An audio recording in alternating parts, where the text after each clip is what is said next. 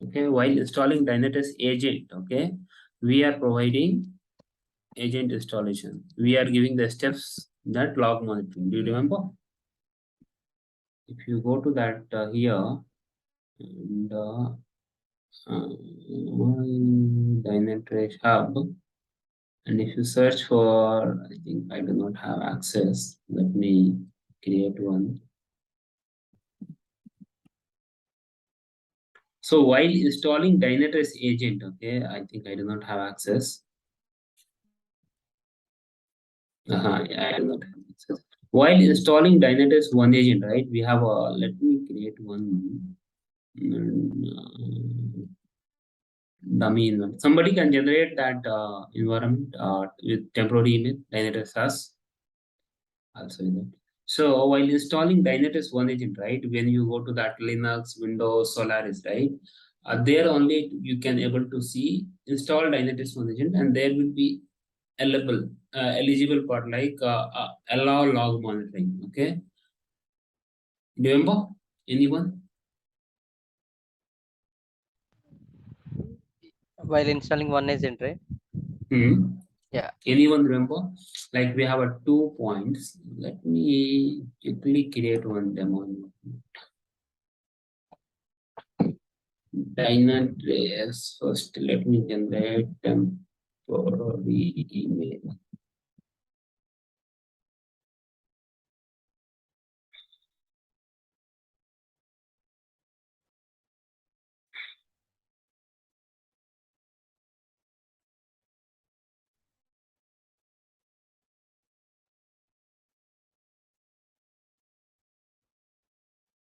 What is happening?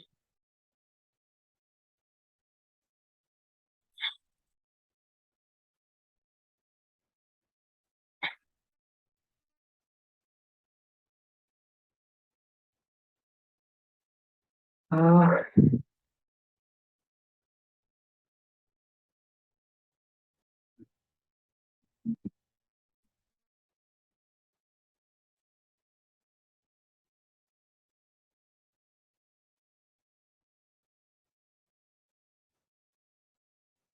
hey.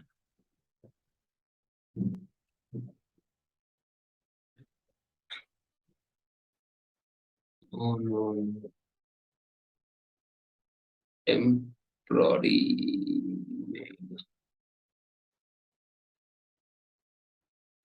email. Copy. Dynatrace. Staff login.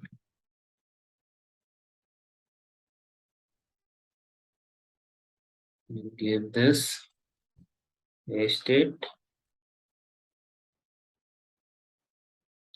Crosswalk. This is right.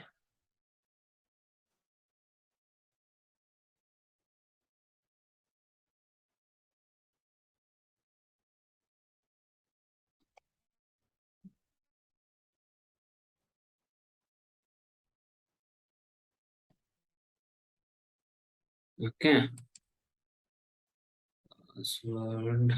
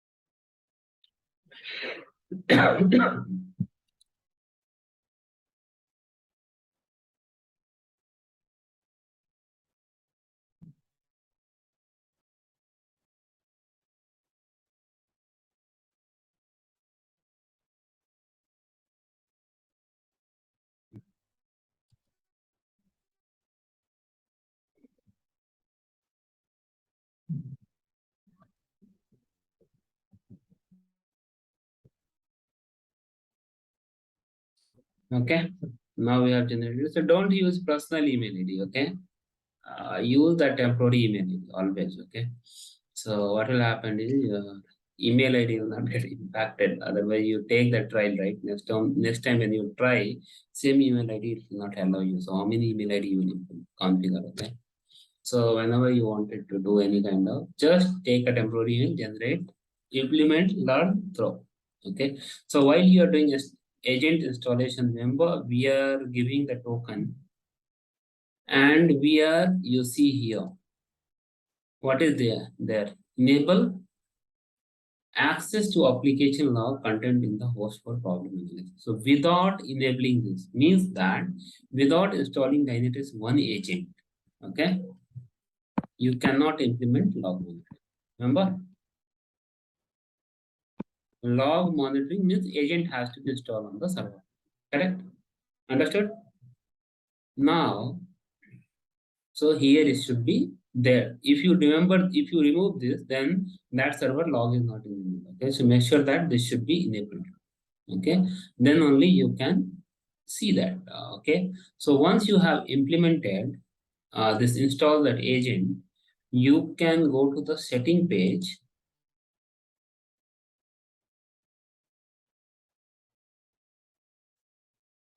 Log monitoring, log source and storage.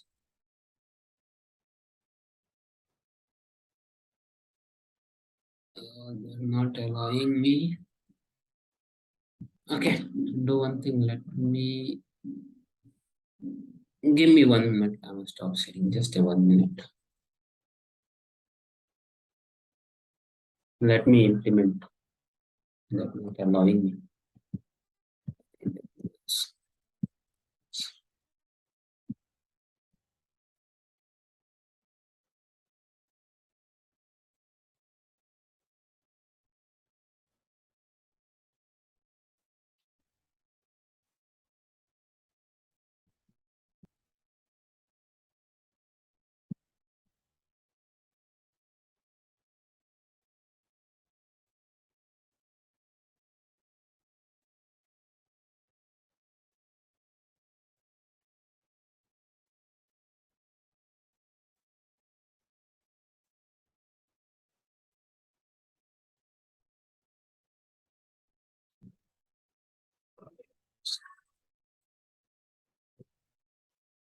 Just a minute. Just a minute. Okay.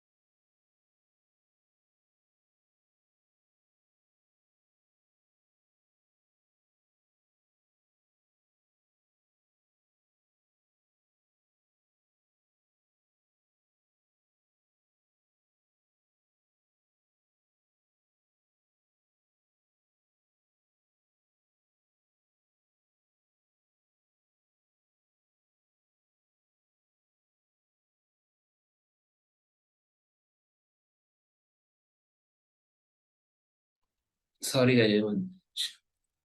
Now you can see, right?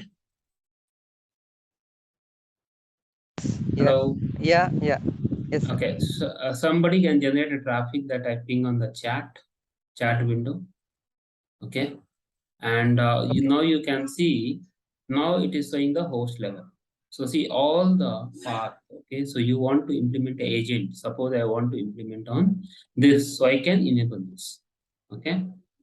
If I wanted to enable for this process, I can enable the log monitor. Okay, so this two I have taken. So either you can go host level, yeah, process level. So if you know the process, then you go directly process, you can take the process. And anyway, it is going the same way. You can see here, same it is showing. If you expand this, same it is showing. Even Windows system process also it is showing. Now all the applications process it is showing, right? So either you can go with the host perspective or process perspective. If you go to the process, then what will happen is it is running on 10 servers. Suppose imagine SSM agent running on 100 servers. I want to implement that log. Then I can go to the process. If I enable this, all this it will show, all the IP it will show. Okay, for this process. So you can just to take. So now it is 1, it will show 1. If it is a 10, it will show 10 here. So just to implement. So now I have implemented logs. Okay, so let's take for all the application implement. Okay, once you implement this, say somebody is generating a traffic. So now Yeah, if you doing. see, okay, so now if you go to that log page from here, open a new tab, start getting data on this page. So now still there is no log, just generate a traffic. It will be, see, now it got capture. Now see, all the system level logs, it is easy travel got started. All those things started capturing. Now you can see, right? Guys, can you hear me? Yes, able to see. Sikandar. Yes. Yes. Okay, so now you can see all the logs over here. Whichever logs you wanted to implement, just you should either you should go with host perspective or process review. Sometimes when you implement, right, application team will give you that, hey, I wanted to implement for this. This is the process group name. Okay, so for one host, for 10 hosts, 50 hosts. So you need to check, okay, so these are the process running on how many hosts. Okay, all the information you need to gather from the application team and you need to implement over here. So once you take it, sometimes if you observe that while implementing in your environment, sometimes you'll say date time is not accurate. Date time does not support. Like most of the logs support like DD, YY. You remember this format? Okay, Yeah. yeah, DD. Okay, something like this. Okay, your log format does not support this format or some kind of format, then you will be see over here, this log does not support, and it will be so date format is incorrect, something like that. Okay, it will be written over here. Okay, somewhere. Okay, date format is incorrect, so it will be grayed out. You cannot implement the log. So you need to inform to application team, hey, these are the log path that you have given, right, does not support this format. Can you change to this format? Okay, you go to the documentation page for log monitoring, which path does support, and you can take that. Okay, this should be in this path, and then you can implement. So once you've done that, automatically whichever logs is getting captured, right, it will be shown over this page. So in the front page, you search log, you can able to see all the log data. Okay. So now you are seeing there are 3 types of log: info, debug, or warning. Okay. So whatever things we have, right? So this is now we have error, critical, whichever that info it will be captured, it will show. So that will comes under the status. Okay. This log status, informational, warning, critical, error. All these are the log source, whatever wherever we have enabled.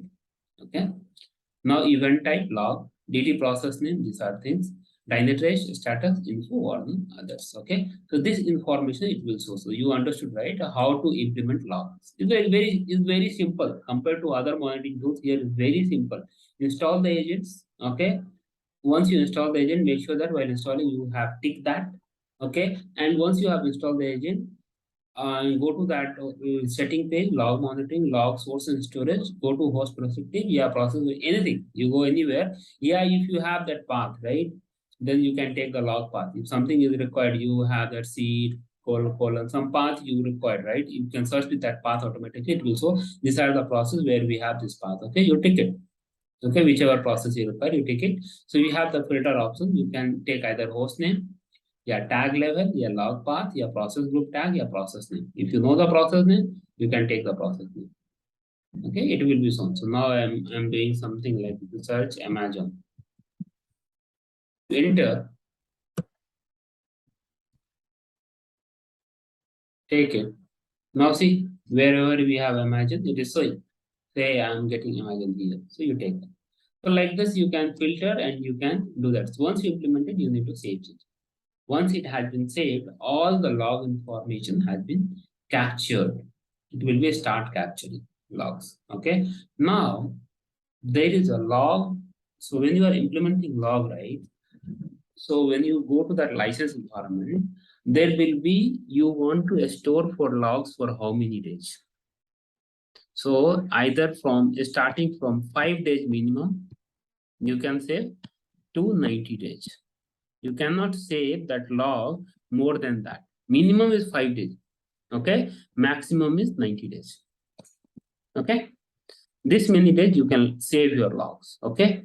Now suppose so when you are buying that log level monitoring from the Dynatrace, what is happening is they'll ask you how much GB log you want to store per day. So you say based on my current consumption, I would like to store 5 GB per day. Per day. Okay. Then in 1 month, how much? 150, right? Cross 112 is equal to 1.8 TB log is required. So you take that quota for 1 TB. So you need to take a subscription for like yearly subscription for 1.8 TB. Okay. So they will assign a quota. Okay. Now what is happening is suppose you started giving a 5 GB, but you are storing a log for 10 GB, then it will consume your log within a 6 months. You took now you giving or gave a requirement to Dynatrace when you are purchasing 5 GB, right? Now you are storing a log for 10 GB. Then what will happen? Your log license will consume within a 6 months. Again you need to renew it. Okay, means you need to buy additional. Okay, so that way you need to think how much GB log you need to. So based on that you can. This is your license point of view. Okay, so when you are purchasing. So this part is clear how to implement logs. Now, once you have the logs, right, how you can create a metric, how you can create a monitor, right? That way we need to do that. Okay, so suppose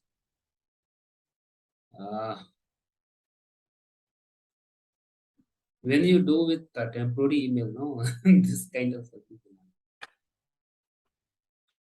they are also knowing that. Can we change the retention period for only for specific servers? No.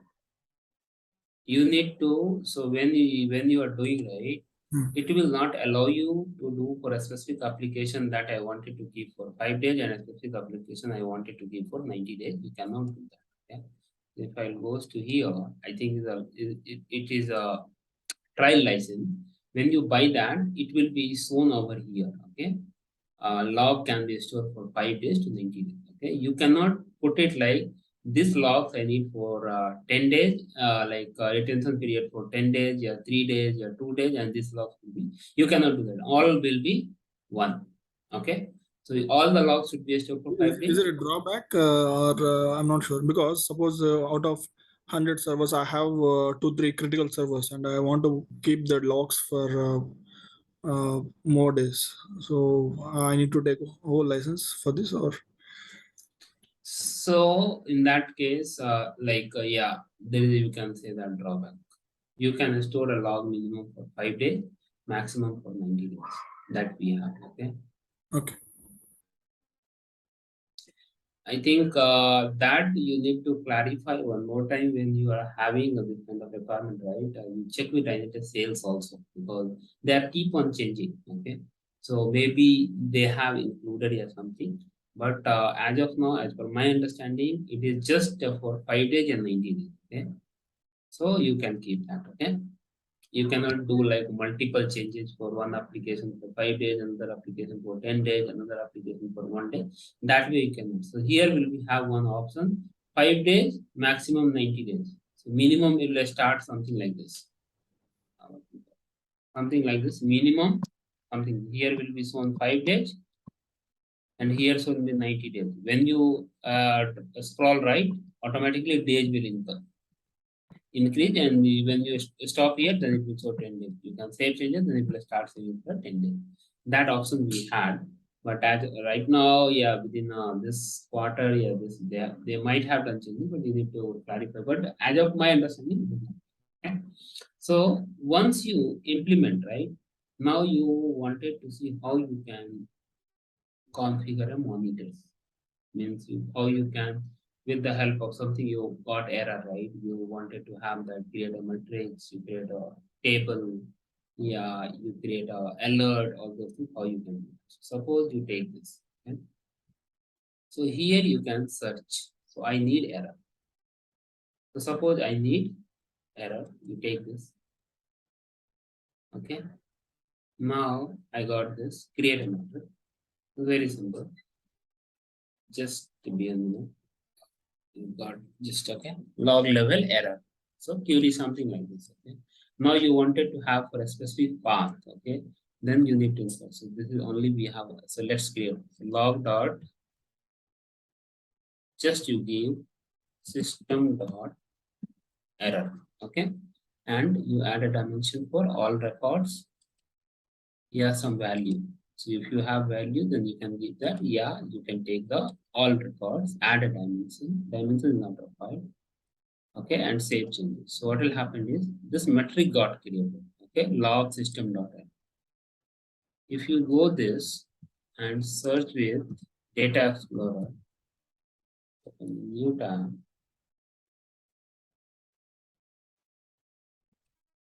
Control V, just refresh this.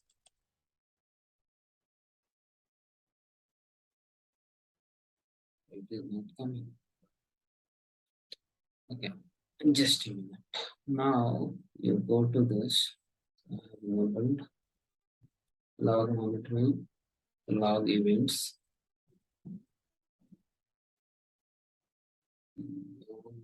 Metrics. Okay, now you got log metrics, right?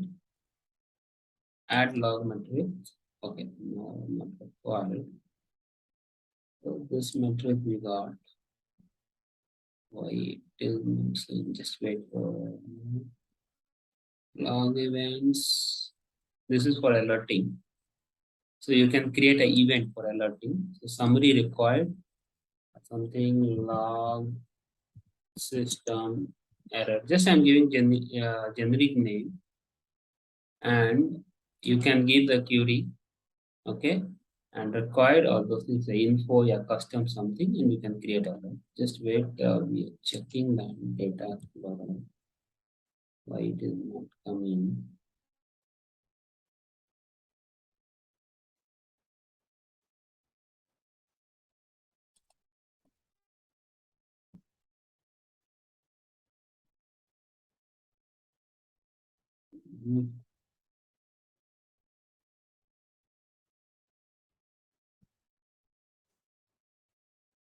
It is not coming. Setting.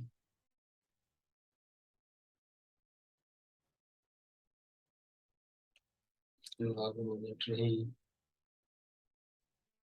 Log metric.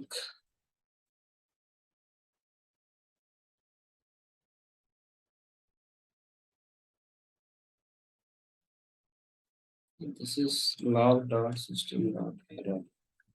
To take this, okay, Control C. Now, if you wanted to have this, just wait, it will come. Now, system error. System error. Log query, you can keep something like this.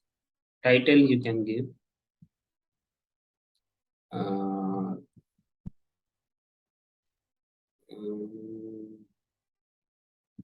system error log.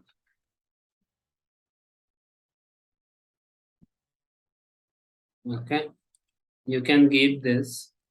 This is a kind of what kind of alert? Okay, the custom alert you can create and say change. So whenever we'll generate, right, system will got this, it will generate alert. Okay, so now we got this. If you see this problem, just wait for a few minutes. Whenever we got this, it will generate a problem. Okay. So now if you see same matrix, if you want to have for others, okay, this is just very simple. Now you want to have something called when you something when credit card number was verified successfully, that you wanted to have. Okay. So Control C, I copied. Now I wanted to see. So I need to, so when it will generate, in take the other way around, even credit card information is not, then you can take with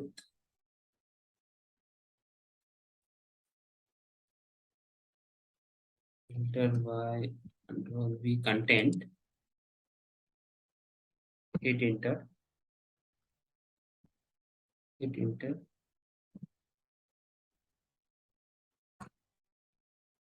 Now we are getting credit card number was successfully verified successfully, right?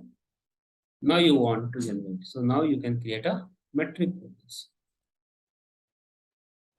Okay, log dot credit card credit dot card dot successfully generated. Metric mode at least 2.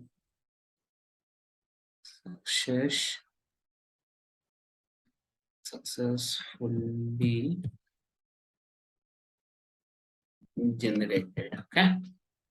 So you can create this save changes. So this is the log metric. Okay. Now with the help of log metric, once you have this, you can create a events. Okay. Events means alerting. Okay. So now once you have this query, this, you can create a dashboard also. So when you have this, just open a notepad.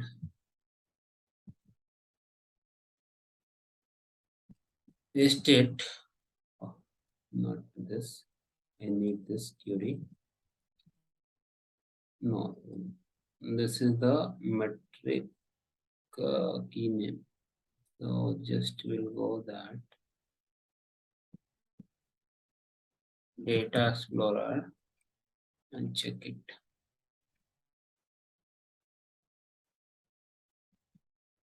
Type log. See, credit card successfully generated, right? Now it got created. This one. Now you take a split by nothing, run it.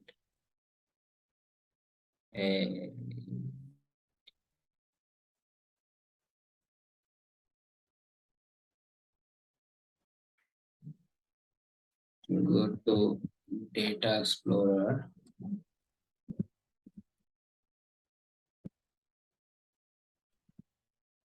Oh, sorry. Just to type log. See, it got generated. Now run this.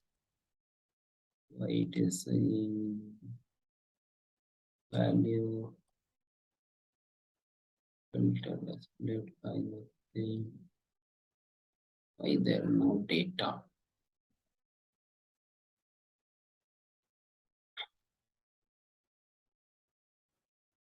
See, now 5.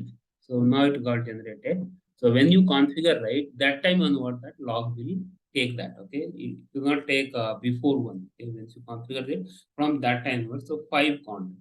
Okay, so split by it will not work. Filter by it will not work. So this way you can see now. So you can take this as a single value.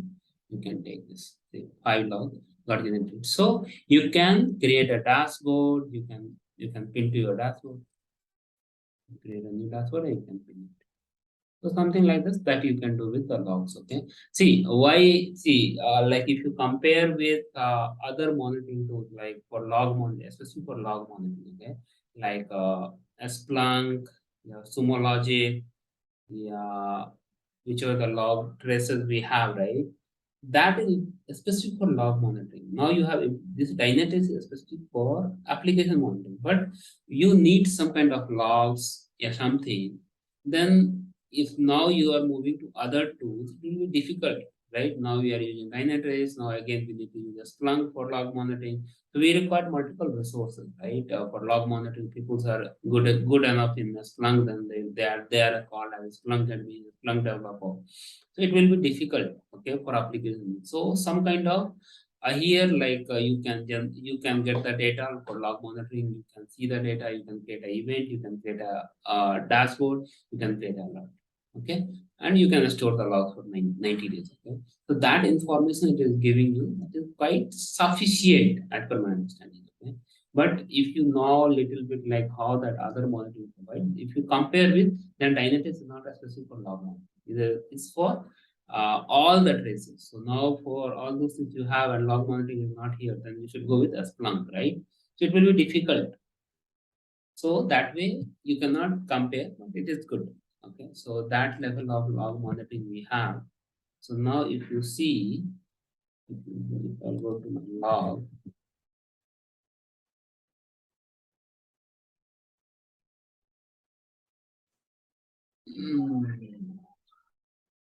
you can see that logs, but you cannot download it. So in this, you can compare with traces, all those things, okay? Like all the traces what you wanted to compare, everything that you can do that, okay? So that way it will be give you some kind of traces, all those things. It will be understand, like it will be easy to solve the problems. Like sometimes, right, you got some information that will shown on in the logs, right? Then from the logs again they will say, hey, then for log monitoring you should go with the other application. It will be difficult. When you use the requirement, then definitely you'll shift to another monitoring tool. But you have a specific requirement, some kind of generic requirement, then you can implement on Dynatrace itself. So no need to bother about it. Okay. Any dot? It's very simple. Okay. That's good. See, yeah. So query just nothing but whatever you want, right? You want something warning. You take this. So you want for which log source? So I wanted to have for this log source. Okay. I take this. I took this. Okay. Now for which host, which process? I have only one host. Then which process? So we have only one process. We can take this. Okay. Now I got this logs. Okay. Now in this you are looking for some content. Then you take this. Any kind of content you are looking for, take this, and then you keep this content directly here. So just to paste it like some ID. Suppose you wanted to have this ID. Let's copy it, paste it. So content, this one, I got this. Sorry. Okay, so this is the ID, right? So reduction identity content.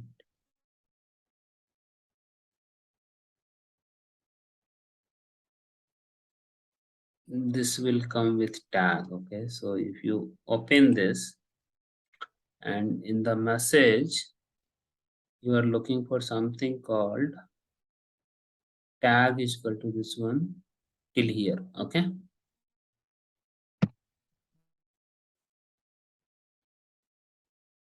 control V, content tag. Now got this, right? Now create a method. It's very simple, so no need to write a query. So you took log source, host name, and DT process name, and content is equal to this one. So it will be very simple, and then you give that key name and you create it. So it is very simple. Okay, yeah, you can write a query. Okay, so something like this. If you go here, now you want, so I can take, okay, AW audit action, then I can write something. It will be difficult, like when you started working, right? Then only you will come to know that. Okay, so what this means, DT, CTG dot service ID, something. It will be difficult for new members. Okay, so now you take a host group. So DT dot host group. Host group we don't have right now. So we take this DT dot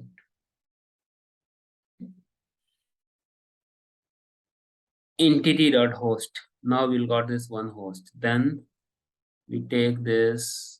So now we got one host. Then you need to search it here and then you need to write it. So we need to filter one.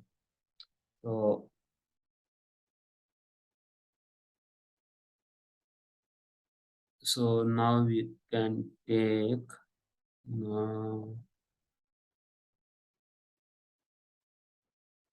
exception message, what message it is. Then we should filter it and then you can do it. Okay. So that way you can implement. Okay. So you understand, right? What I'm doing, where I'm coming from. So that way you can implement your log. Okay. Clear? Yes. It's very simple, okay, not like that much complication on the log monitoring here. Just you remember that agent has to be installed on the server. Once your agent has been installed, then you go to setting log, then log source and storage. You take that which path I wanted to enable, all those things, you implement, save changes, log will be start fetching the data, log fetch. Very simple, okay, and then you take that data, how it should be filtered. So all the attributes is here. What kind of log it is, the event type, the application type, all those things. It will be shown here. All the hosts, whichever it got implemented, will shown over. Just to tick it. You start ticking it, it will start filtering the data. You create a metric from there. That's it. Okay. That way you can implement the log. Okay. Yeah. If in case while installing one agent, if you are not selecting the checkbox, In that case, what I so do, yeah, right? so can we do on the custom, like on the one agent server side, can we do any settings change? If you don't, you have not done it, okay, while installing the Dynatrace Yes. one agent, okay? Yes. Then what you need to do is you go to that log monitoring cell, okay, log e-source and storage, and host will be shown, okay? You need to somewhere you should be having enabled type here, okay? Yeah, what you need to do is monitoring overview, host, in this.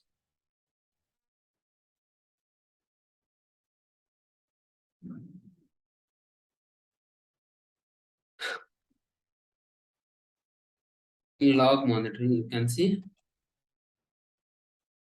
what kind of log should be implemented, that should be ticket here. Okay. Okay. Yeah. Okay. Log monitoring, one agent configuration. So suppose I don't want to have system logs, I will disable it. Why I should pay for system log, right?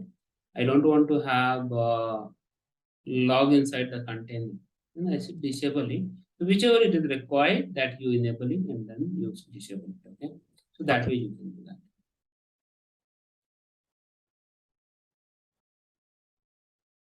Log monitoring part clear? Yes. I say yes, no. Okay. Now, Yes. Good. okay. Now I'm talking about some request attributes. Okay. How you can configure a request attributes. Did anybody heard about that request attributes in Dynatrace?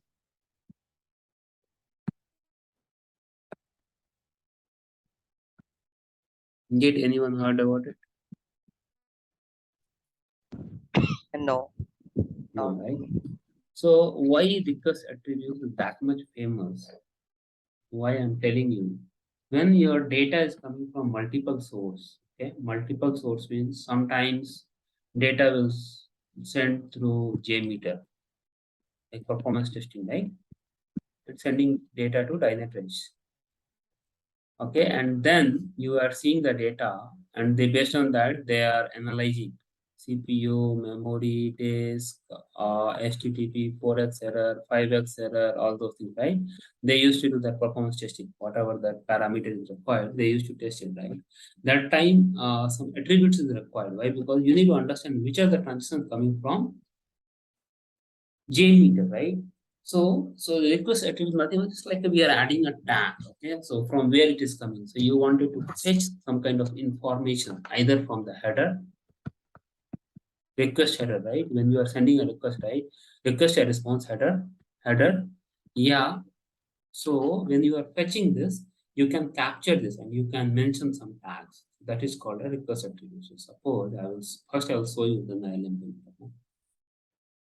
So if I'll go to my here and I will go to my server side request attributes. Okay. So we are adding this menu. Suppose you wanted to have booking ID, client IP, credit card payment, credit card type, destination, anything, right? So these are things we are putting as a based on your requirement, right? What kind of application it is. Based on that, we are giving that request attributes. We are giving this. Okay. So when you go to that any kind of service,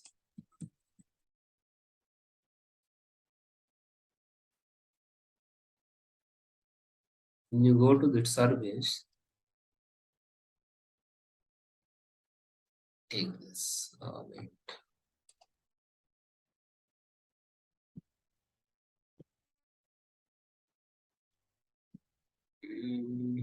Okay. Because I don't know, right? Even I don't know where it will be shown. So I'm just filtering with 4, 5.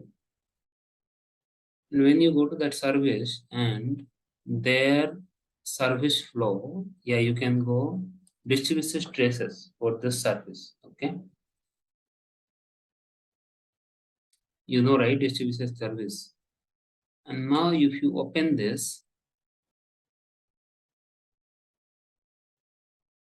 you can see client IP and session ID got captured. That is the request ID. So sometimes when you do some deep dive analysis, okay, you wanted to understand this transactions is coming from which IP, what is the session ID, okay, some kind of something you wanted to capture in that your path, okay. So in that case, you can configure that request ID attribute. So how we can configure for client ID, okay. So if you go to that, my where you go to setting. Let's configure 3, 4. Yeah. Server side monitoring, request attributes. So I did client IP, right? So if I'll go here and if I'll go to my environment, let's configure 4, 5 and then we'll see.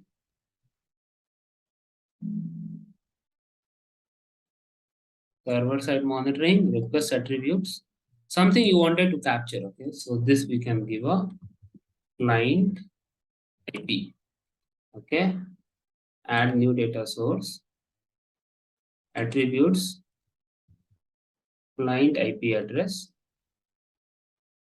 Okay, what they have given. Client IP, so everything same. Client IP address, save changing. That's it. Okay. So now this is done. Client IP address, save.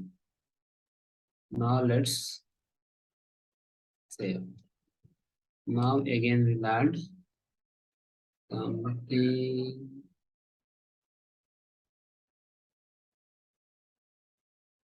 Now cancel. Okay. Then we'll add what we can add. Credit card, client IP, credit card payment. Okay.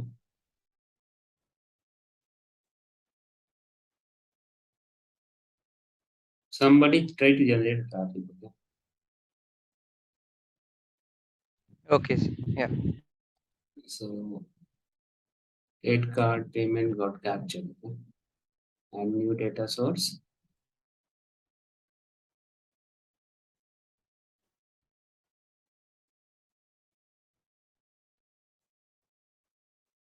This attribute source. Control C. And we begin with CC pay. So credit card payment done. Save. New.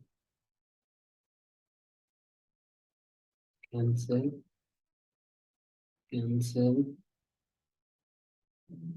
Destination, user session, where it is, session ID. Control C. Control V.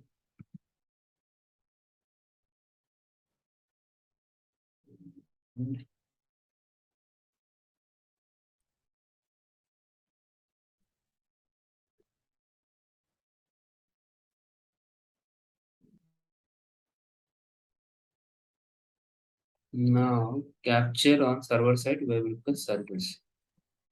Add new service. Capture.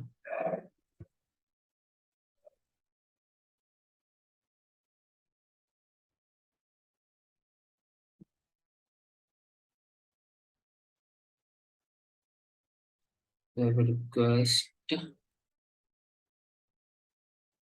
URL. Web request URL. Capture. Okay, save changes. Okay, so now we have this many, right? So now we have configured the credit card payment. Okay, so these are the three I have configured. Okay, now if you go to my service,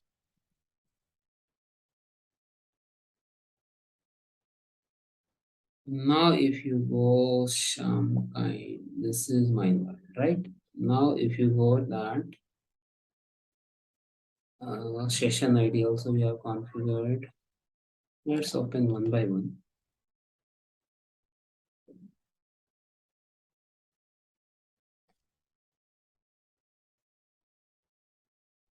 Okay. So now if I go to that service and that distribution traces,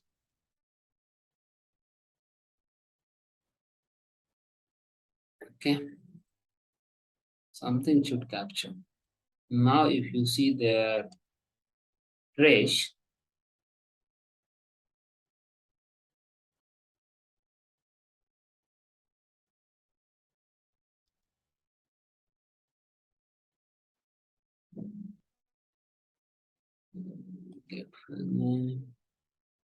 you can see here request session ID got captured, client IP got captured, right? So this way you can configure something. So in that case, something you wanted to fetch something from the header, right? It's running on local host, right? From the mice. So that is the reason it's a client IP and this is running on local host 8090. So their authentications are that session ID. Okay.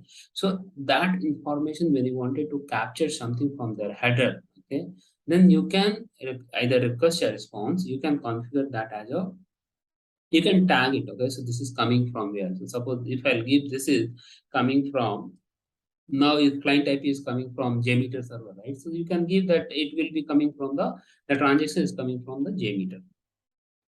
Okay, so that way you can understood and you can see that, so you can understand, okay, these are the transactions coming from there, that's it. Okay, so that way it will be helpful. Yeah, something you wanted to capture something, you will, when you configure, right, when you'll get some kind of custom requirement, hey, I wanted to capture this ID and that traces, can we do that? Yeah, you can do that. You need to configure request attributes. Clear?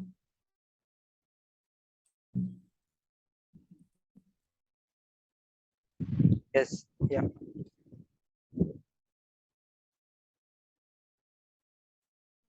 Hi Srujan. Yeah, hi Deepak. Okay, so that way you can implement your request attributes. Okay, now let's move to another topic. Okay, so what we call,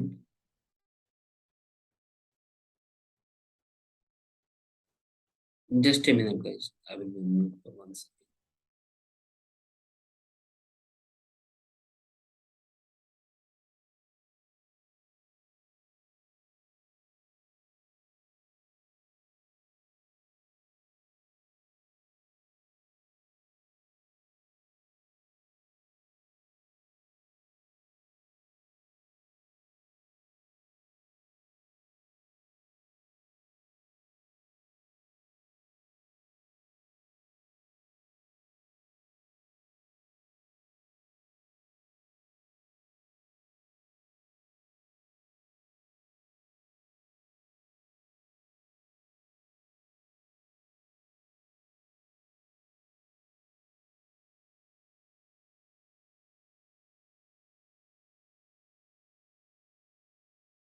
Now,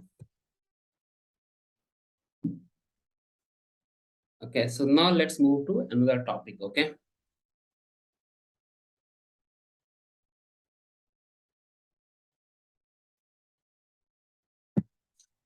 Now, what we can discuss is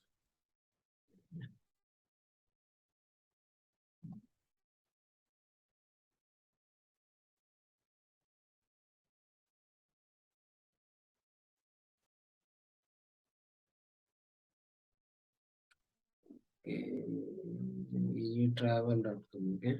How to set up conversion group, okay? So if you see here, we are set up some conversion group. You can see overall conversion is 13%. So do you know what is conversion?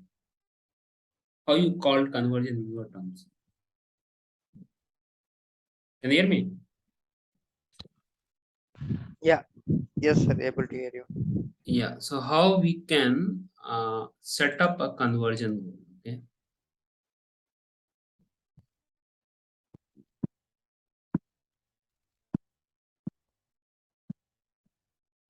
Conversion group. Okay. So suppose you have one website. Okay. And in that, when booking, you got 10 requests, and 10 requests went for booking. ID got generated. Means your conversion goal is how much? 100%? Correct? Yeah. Say yes or no.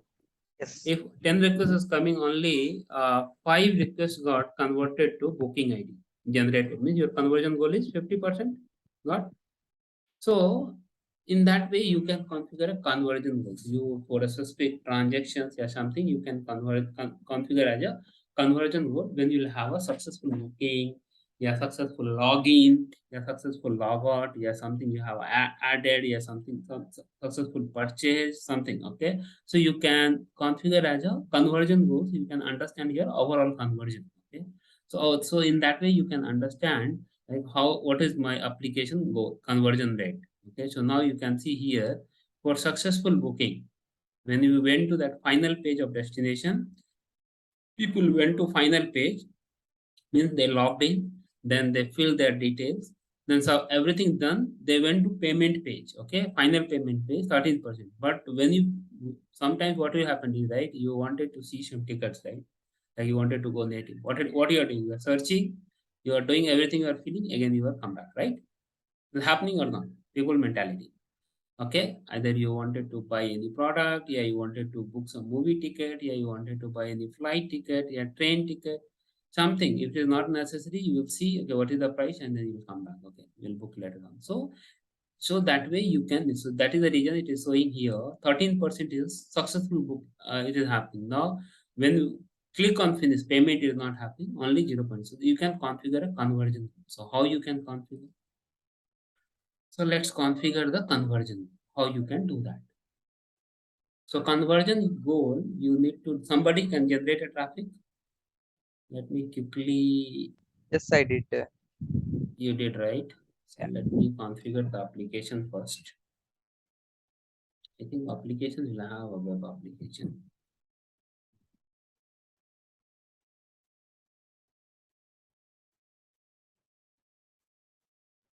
Oh, sorry, we are in different tenant now.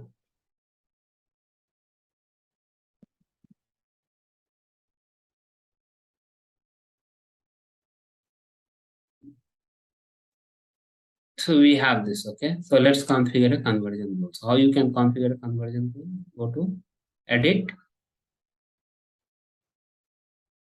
behavior, conversion goal. Okay. Now goal is not add a define. Name you can give. So we can Digitravel.com. Our same application. So that's what I'm editing. Behavior conversion goal.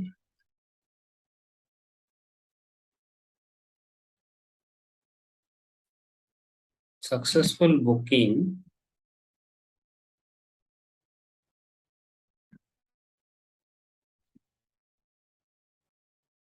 destination contains this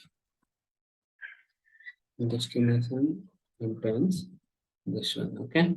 Add a goal. Second goal we can add.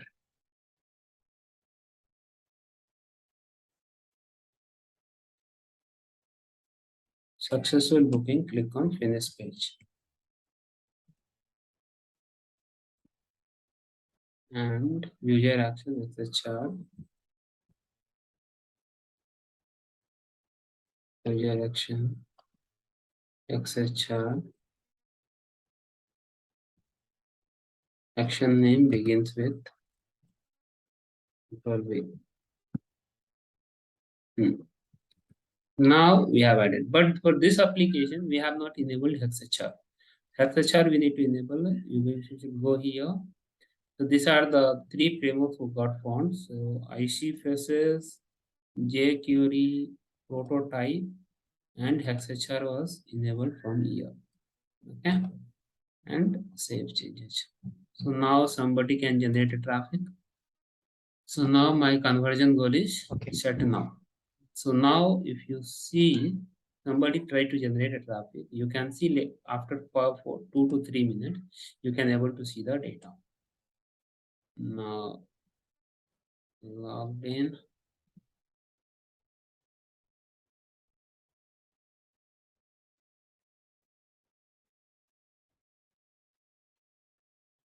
Search, book, next, privacy, next, finish. Okay, try to do that. Book, next,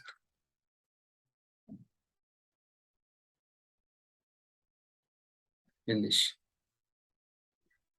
Okay, now let's where it went. Where is my application? Now, if you see, it will take time.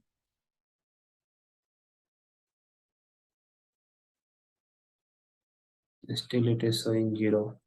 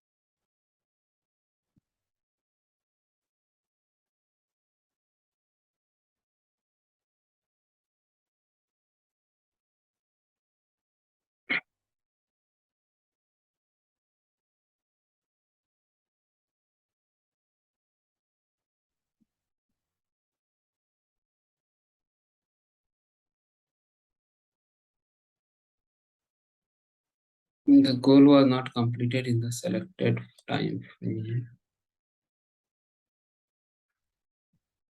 Still, it is not showing.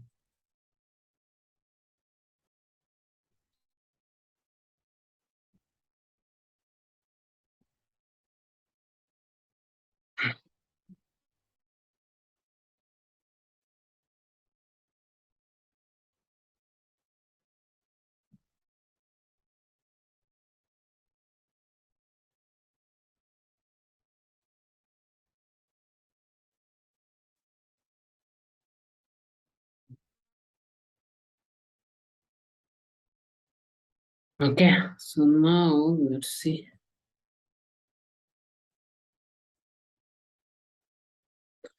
Still, it is not coming. Just wait for few minutes, 5 to 10 minutes. I think it will be shown. Let's keep for last 10 minutes. Still, it is not showing.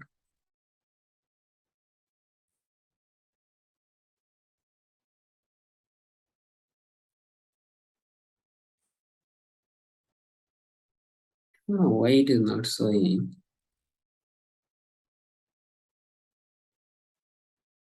We have that user. We have 2 users last 10 minutes. Why it is not showing?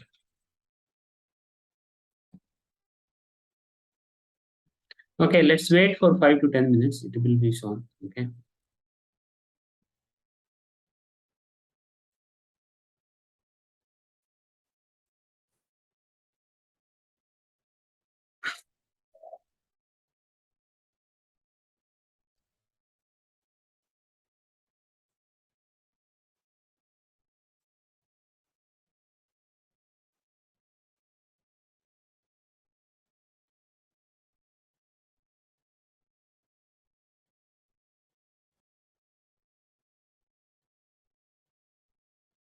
Okay.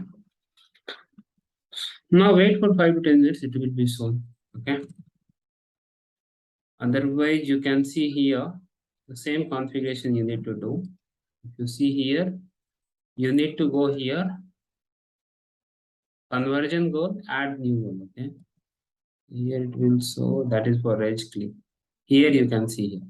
So in this way you need to configure. You can give the name, type of goal, destination, and once you reach to this page. Okay. If it is a case sensitive, you can case sensitive, you can save changes. So that way you can implement your conversion goals. Okay. Understood? Yeah. Yes. Okay. Now let's move to another topic that we had, integration, right? So integration, how you can do that? Deepak, So I have a question though. yeah. So let's say we're trying to create like the CPU usage. So and we have so many services on Dynatrace. So are we creating the CPU usage of each of the services or everything on Dynatrace, you know? Okay. See, CPU usage will happen. You wanted to understand the CPU consumption for particular host, correct? Yeah, particular process, correct? Say yes, Shanu.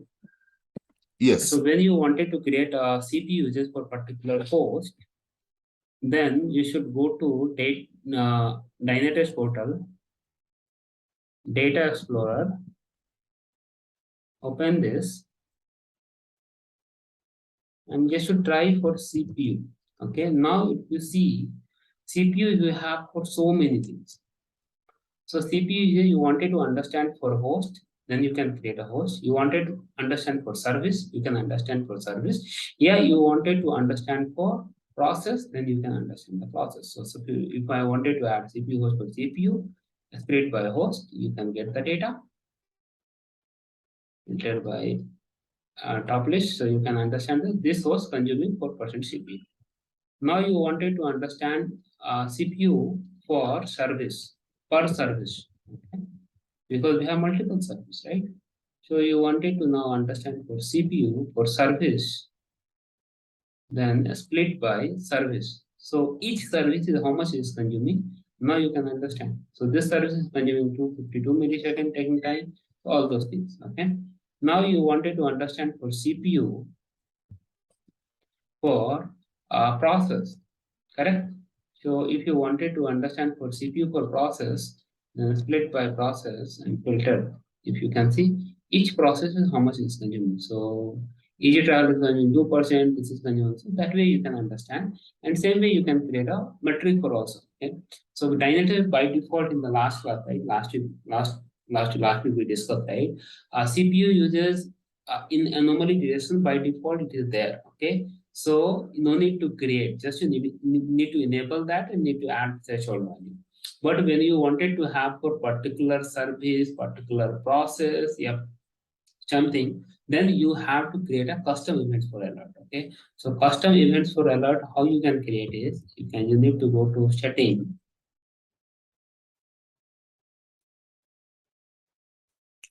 anomaly detection.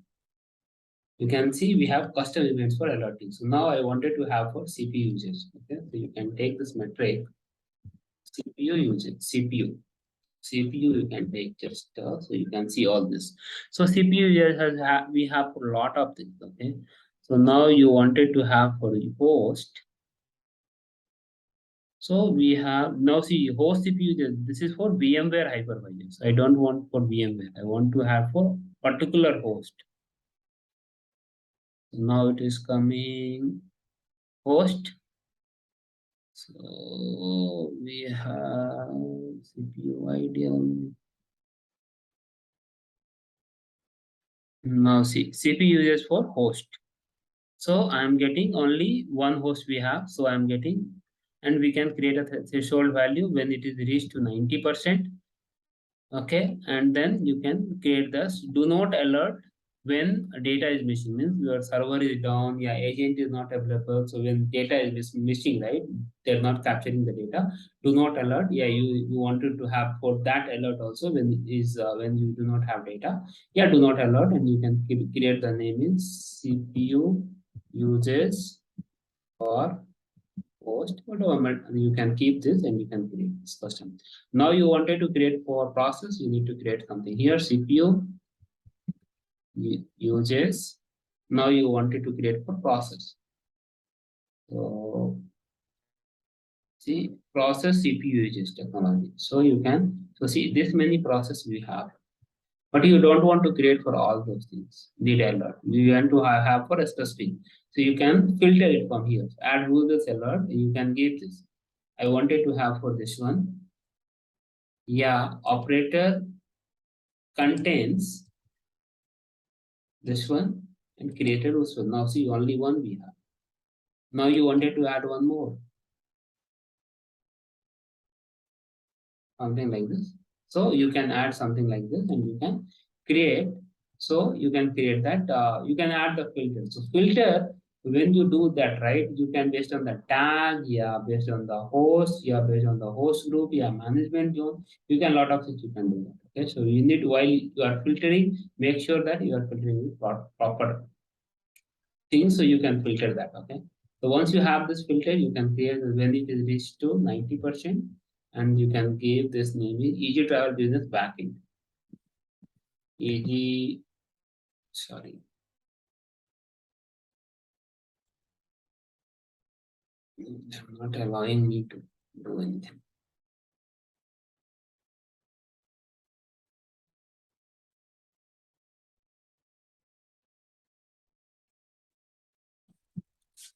Clear? Question? Understood? Yes, thank you. So that way you can create your CPU just for service, process, host. Make sure that you take that particular metrics, because when you search for CPU metric in Data Explorer, you have all the metrics for AWS, for Azure, for GCP, for VMware, for hypervisor, for container, for ActiveGate, for Kubernetes.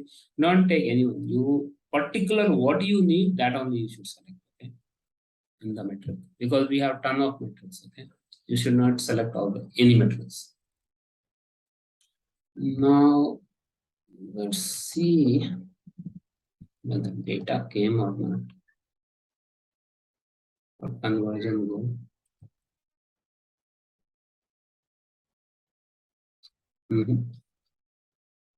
Still we don't have.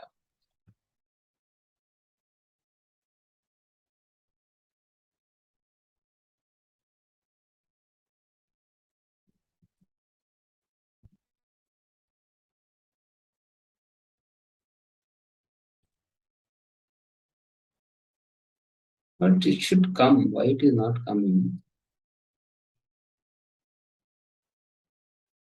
Okay, no issue. So now let's talk about how we can integrate Dynatrace with other, either any kind of other third-party tools. So which IT third party for event management you guys are using? ServiceNow, Jira, PagerDuty, which one they are using? Slack, which one they are using? So Dynatrace can be integrated any kind of third party event management. Either you can integrate with ServiceNow, Jira,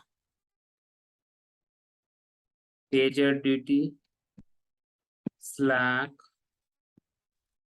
Microsoft Team, any other tools you say, third party. Okay, so you can integrate any kind, Ansible Tower.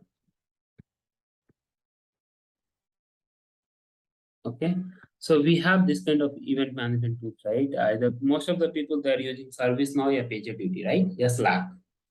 Okay, you can integrate with Team, yeah, Ansible Tower, any kind of tools you can integrate. Okay, so if you go to that, yeah, email. The email we did in last class, right? Email we did, okay? So now, if you wanted to have any kind of integrations, okay? So you should not do much task from your end. I'm not going to integrate, but I'll show you that. So if you go to that problem notification, okay?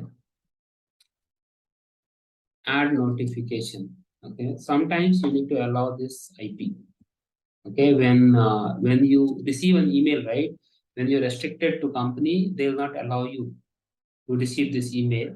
They'll say it is a phishing or something. So you should send this IP to them. So hey, these are the whenever you are getting from this IP, you allow them. When you have email integration, that kind of there you will get a problem. Okay. So now when you do that integration, right? So we have types here, right? Ansible Tower, email, Jira, Oxygen, PagerDuty, ServiceNow, Slack, Trello. Yeah, Victorops, Axmentor. Okay. So when you do this, okay, when you don't see this, okay, so suppose you are doing ServiceNow. ServiceNow you are doing, then what you need to do is you need to inform to ServiceNow and say them, hey, I wanted to have a Dynatrace integration with ServiceNow, UAT, production, yeah, development environment integration. So all the alerts will move to ServiceNow. So what they need to do is from the ServiceNow admin side, they need to create a user for you. Okay, they'll create a one DT user, Dynatrace user for ServiceNow, and they should allow some access, some permissions, so they can send the data, and then once they will create a user, then they will give you that ServiceNow instance identifier details, ServiceNow URL, identifier name, then on URL, username and password. Okay, once you have this, okay, you can select your alert profile. So when you have, there are two types of license in ServiceNow. One we have event management, one we have discovery. Okay, so when you have ITSM license, you select ICSM. When you have ITM license, you select ITM. Okay, so whichever you want. If you wanted to have, you have both, then you select both and select your alert profile and send it, save changes. So all the alerts will start shipping to a ServiceNow. Okay, same way you can do it for other tools. Other tools in the same way, like you wanted to have for like what we call, yeah, PagerDuty or something. So let's take a PagerDuty try, and we can try PagerDuty.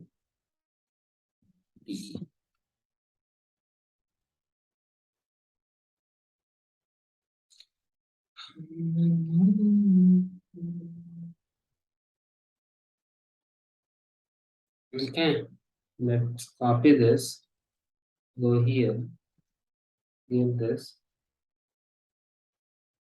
first name, and give APM, last name DT. Remember, okay?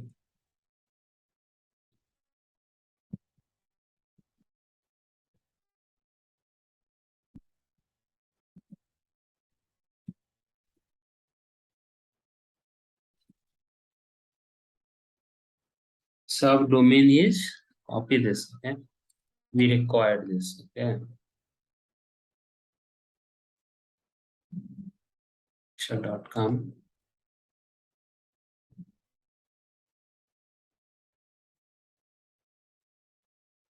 Oops, should three. Okay.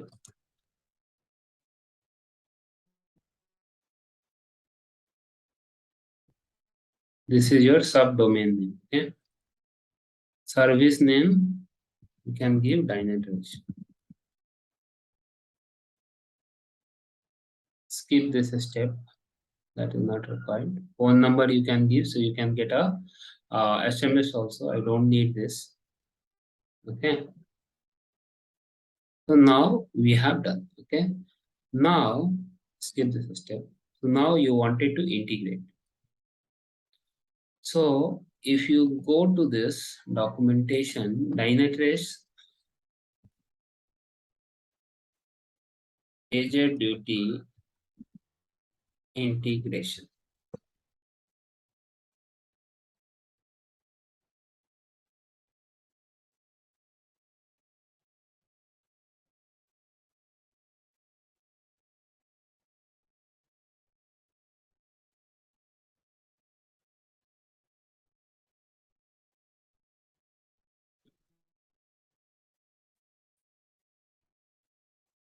Okay.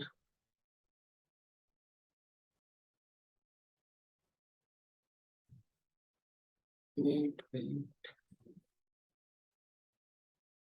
Okay, so now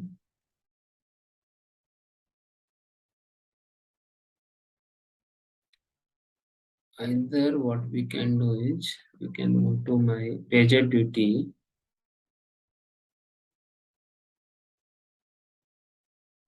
Okay.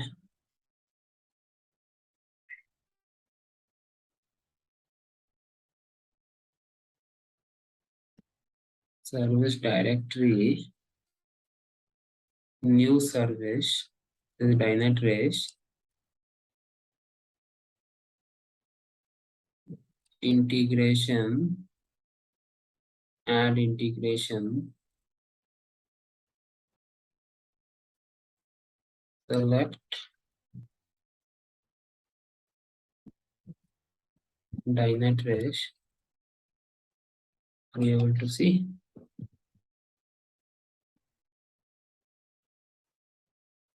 Okay, and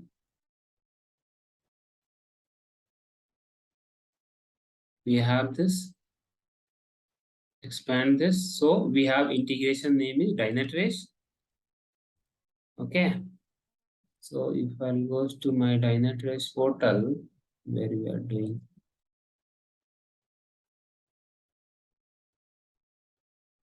show me the page.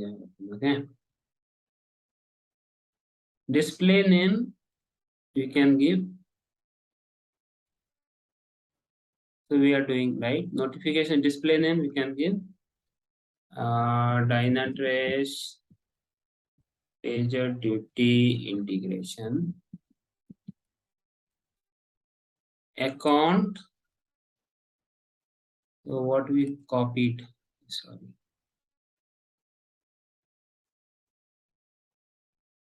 Integration name is Dynatrace, Control C.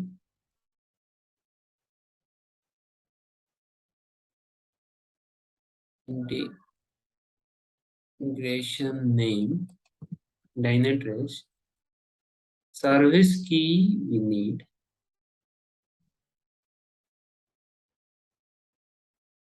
This is integration key.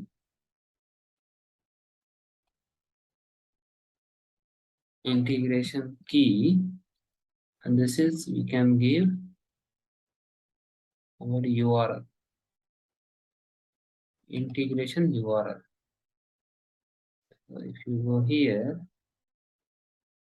I think this should work.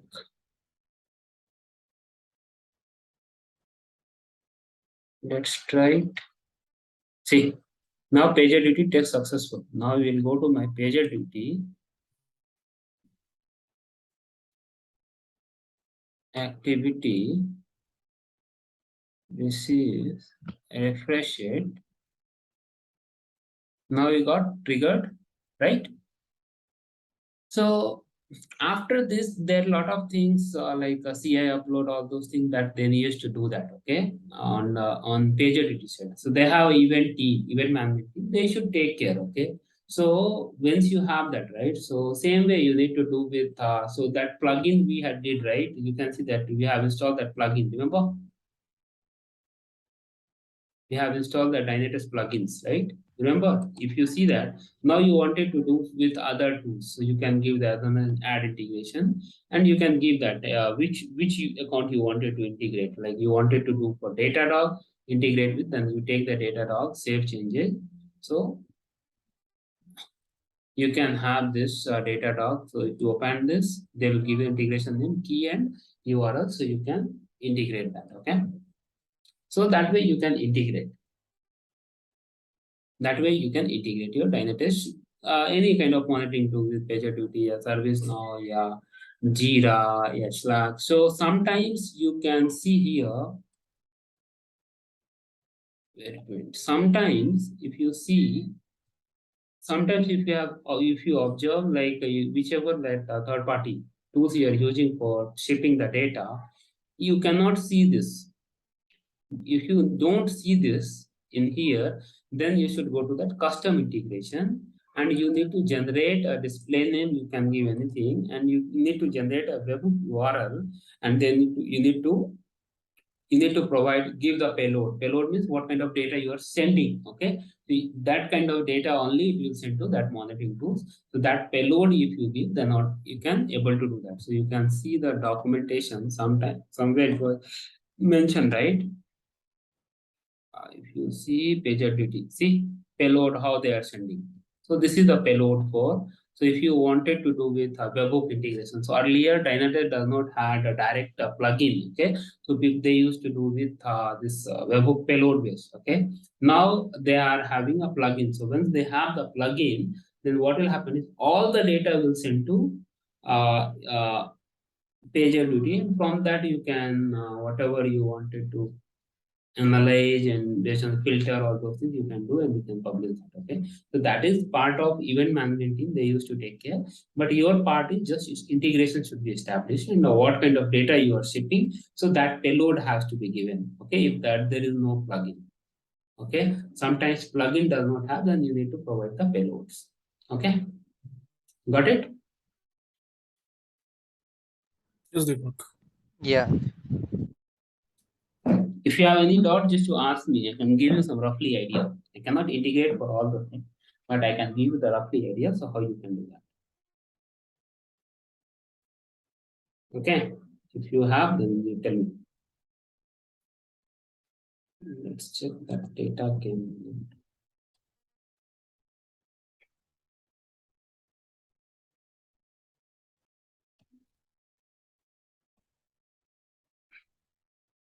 No, conversion goal is not giving any kind of information. Level. Okay, so now can we discuss about that dashboard something? How we can do that obviously.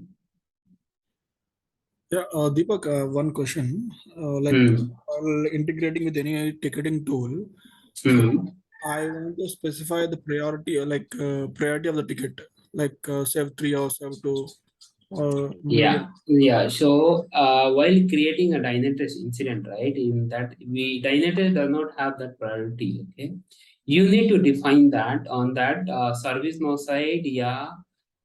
This side. Okay, based on the environment. Based on that some tags or something. They need to define that.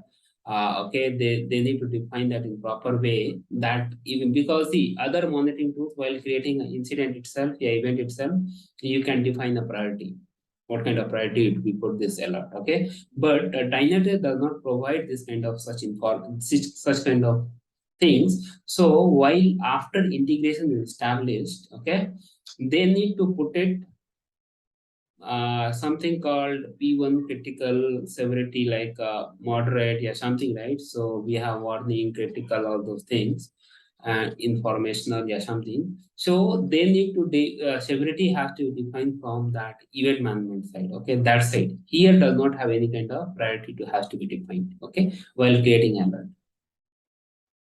Okay, so in that itself, they need to write some rules. Okay, you check with event management team, they will give you. Okay, so if you do not have, then you can understand. Okay, this is the P1, this is the P2 or something, how it should be. You can define that. Sometimes they used to define in such a way that in the header itself you define based on the threshold, you can define your person. The tag you should define something like that. Okay. So that way you need to they used to write some condition. If they match that, it should be P1, this is P2, it should be P3. Okay. That way they used to define. Okay, Deepak. Dynatrace does not have this like when you receive a problem, does not have any kind of something like it will generate a priority P1 or P2. You see this.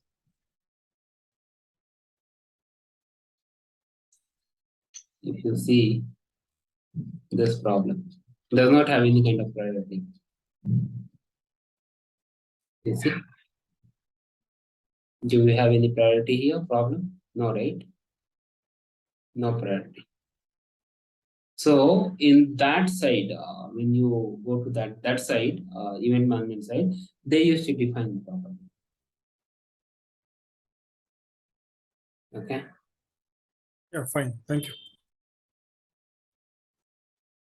Now let's discuss.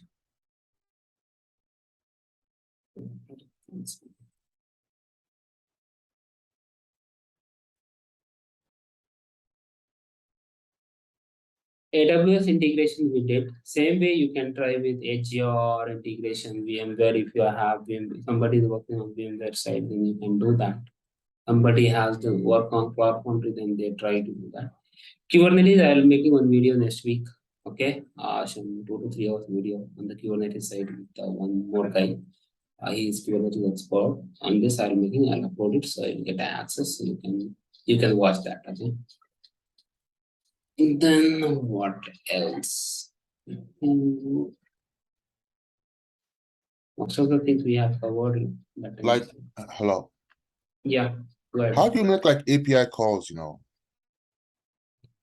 API calls means what? from You wanted to- Dynatrace, maybe let's say to a third party, like Power BI or something? Yeah. So you can integrate Dynatrace with Power BI. Okay. And you can see if you have Power BI, I will show you that. Okay, so how you can integrate Dynatrace with Power BI. Okay, if you go to my channel, just 5 to 10 minutes video I have prepared. Just a minute, let me start sharing for 1 minute.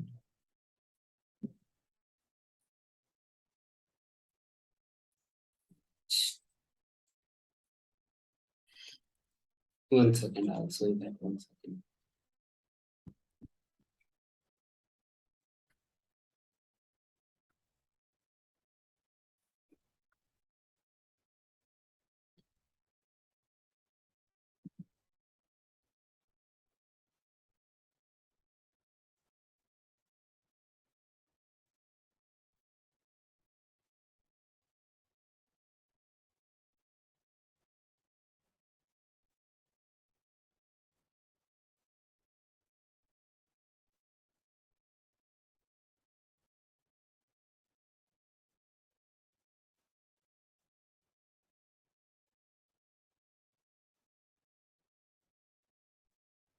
Finding that video.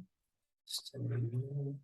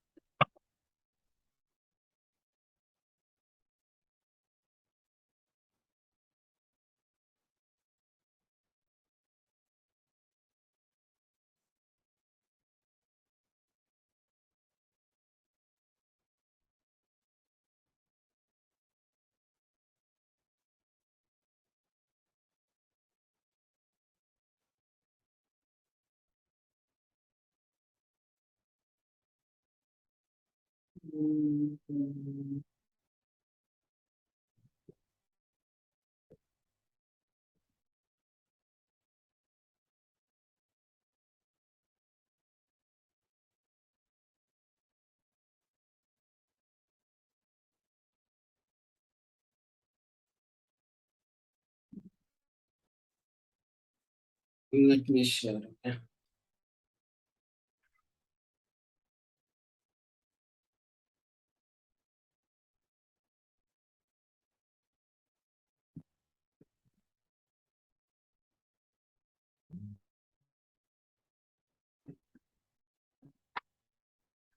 Now you can see there's only 17 video. How to integrate Dynatrace with Power BI. So one, you have required a tenant, okay, token, okay, that API token you required. Then tenant and Power BI you need desktop. Once you have that, what you need to do is, with the help of token only, API token, you can do that. So you can see here what we are giving URL. Okay, sure.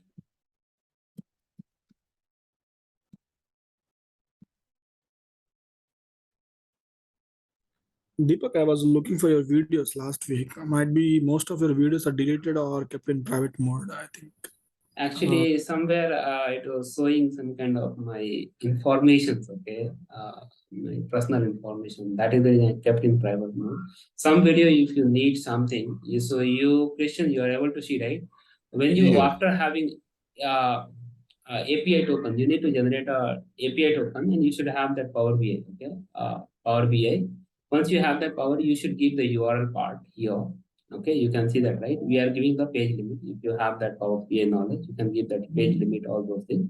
And so it should be preview and then authorization with token. Okay. So once you give this, you can see API. So you should give that way API-token space and then token. Okay. Once you have that, you'll start shipping the data. Okay.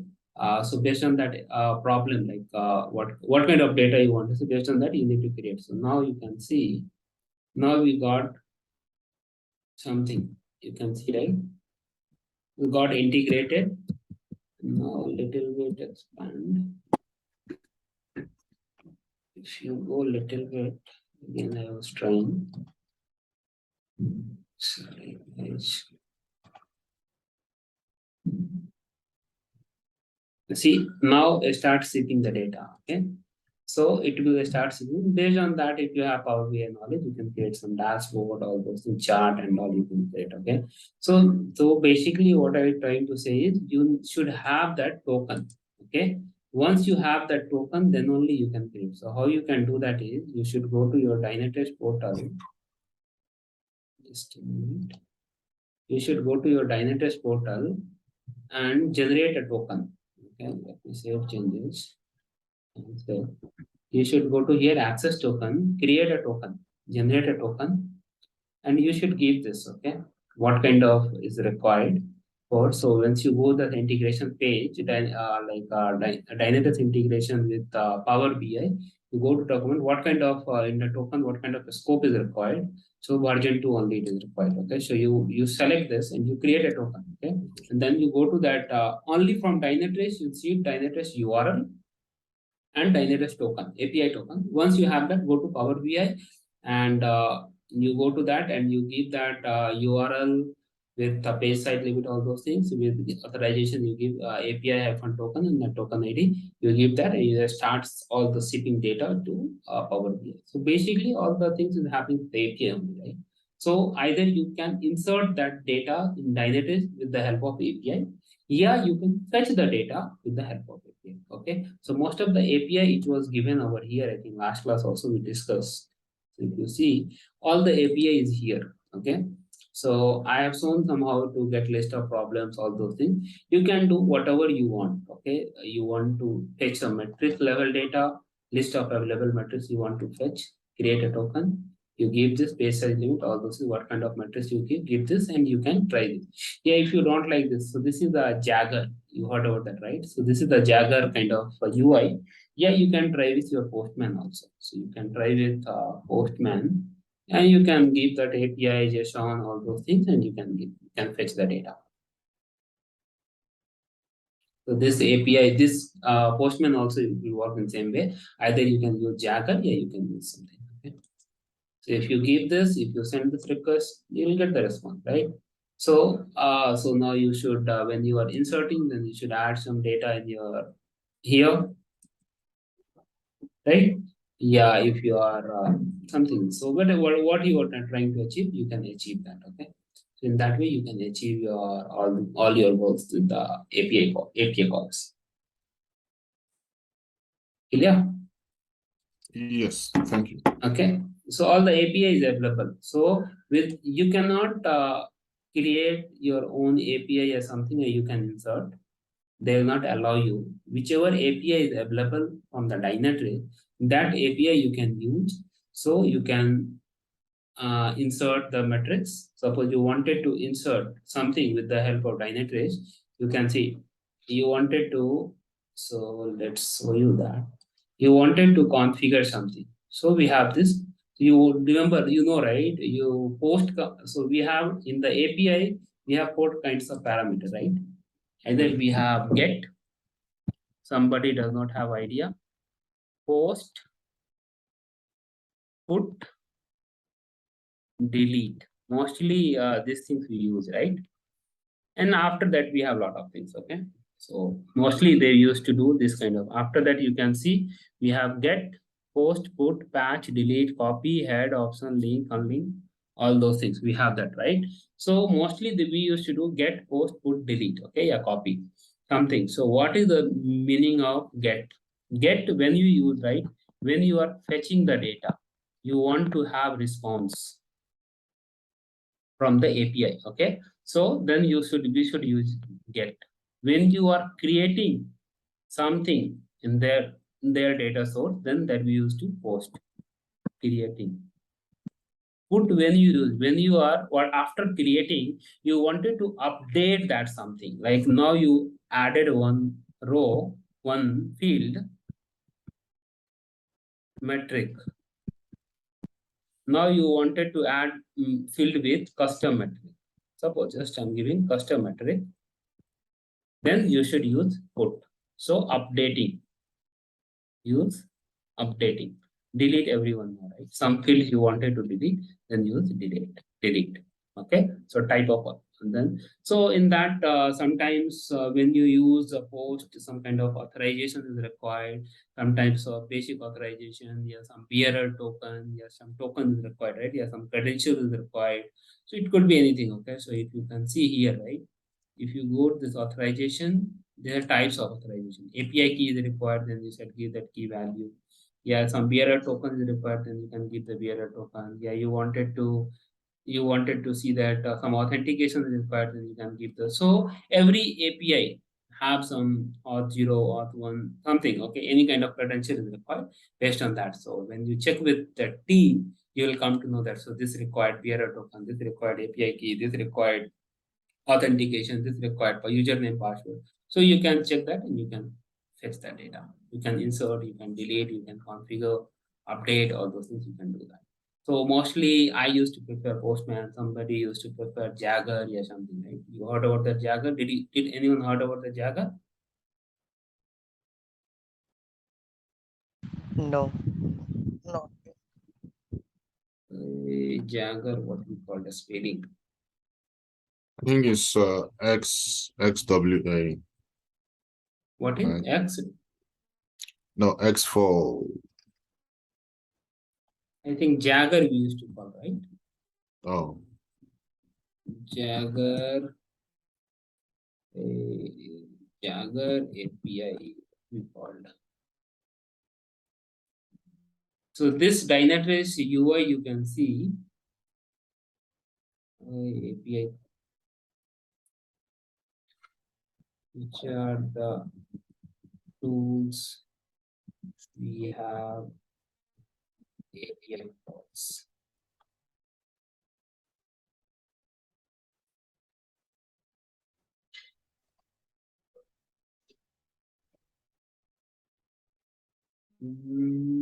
Tools, they are not. One is Postman, okay. On top of that, Hopscotch, Swagger. yeah, Swagger. So I was telling Jagger. So Swagger is the tool, the Dynatrace UI you are seeing, right? Same looks like Swagger. Okay. So same thing you can fetch with Swagger also. If you see that, okay, if you see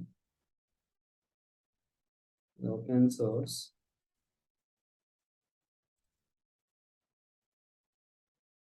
you can see that a little bit same you have, right? UI, okay? So it looks like Swagger only, okay? So like they developed all the API part in Dynatrace based on the Swagger UI, okay? So that is the reason it is showing looks like, okay? So that way you can do that. So we used to do Postman, yeah, Swagger, okay? I used to prefer. So mostly I have seen that people now they are, I think Postman is little easy, all those things, but Swagger little bit complicated.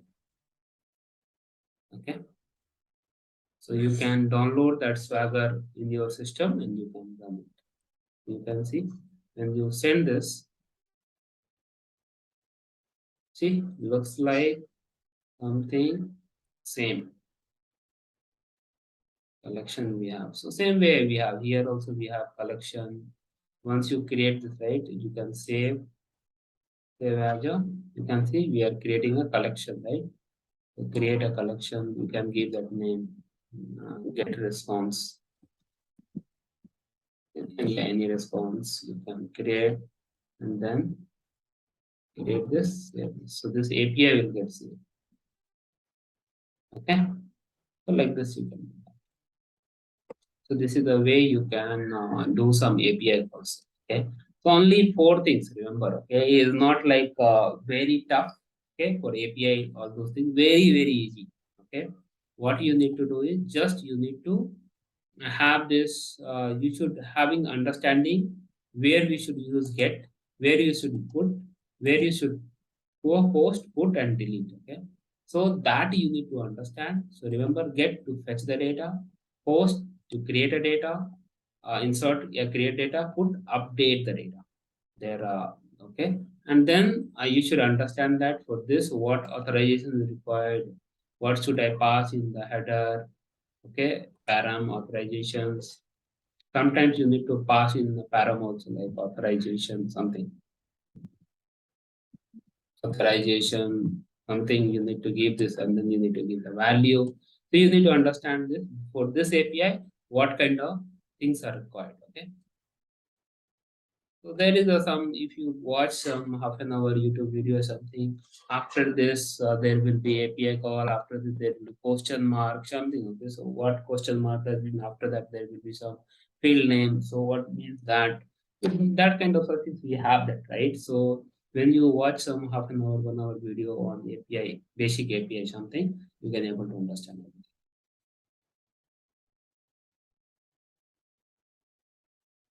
Clear?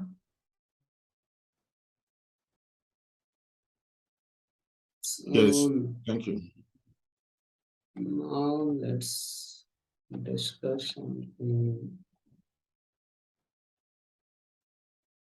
Let me close all this. It's very difficult to understand.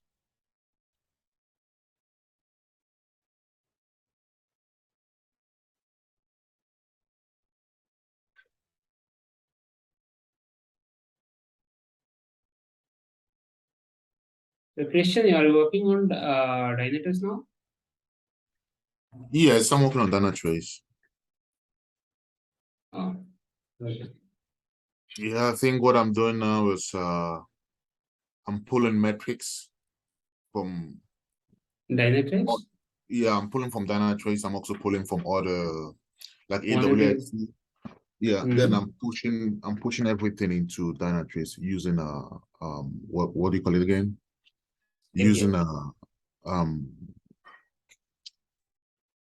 using using a tool, I'll remember it. Then from there though, the end goal is to push it into Grafana, but we're still waiting for the enterprise.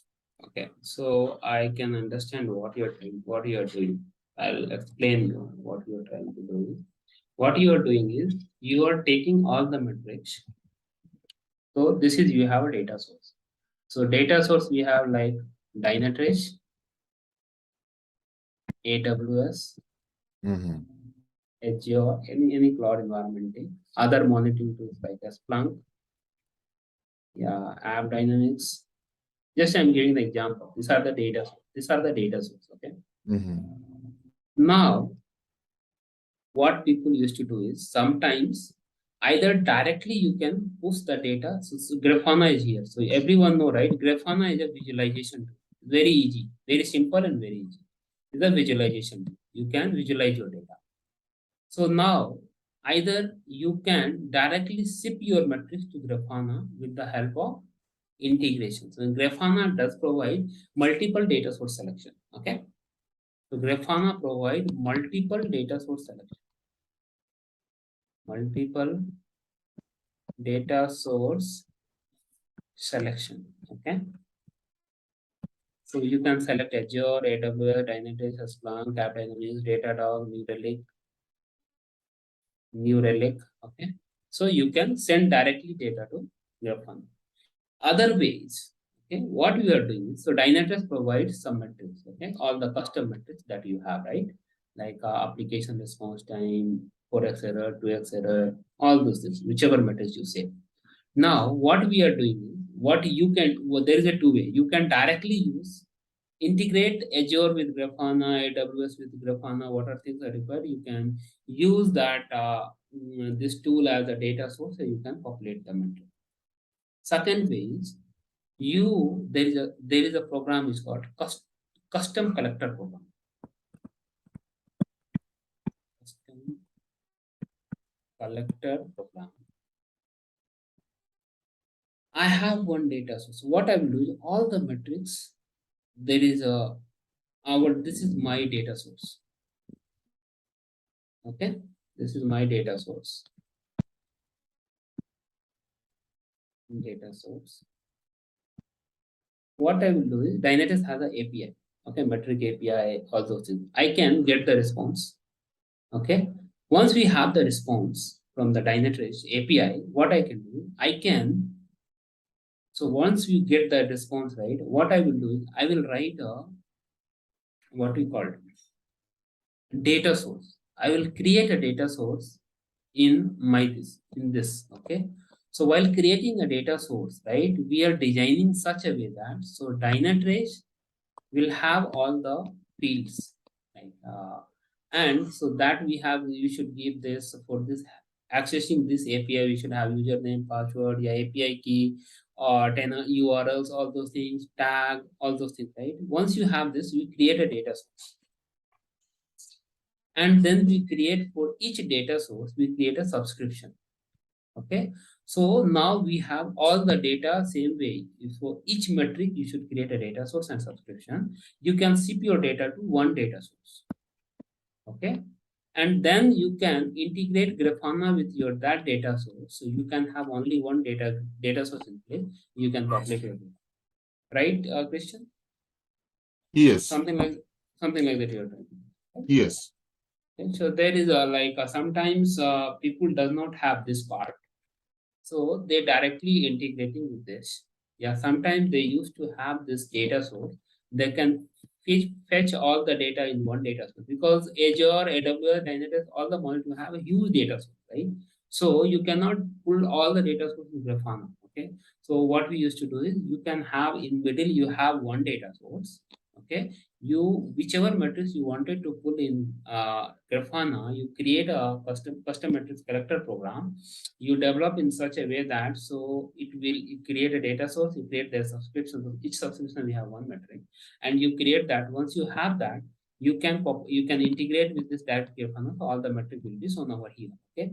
So in that, you need to write a lot of script, all those things. So that script will pull the data, all those things that you need. You need to do that. Okay. So there is some kind of development, all those things are required. Okay.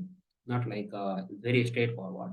Just in the graph, you are looking very straightforward. When you do it, then there is a lot of things you need to do that.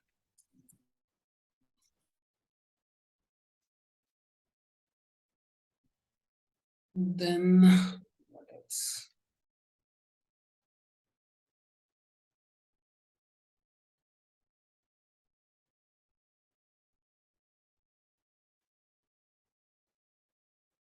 Okay.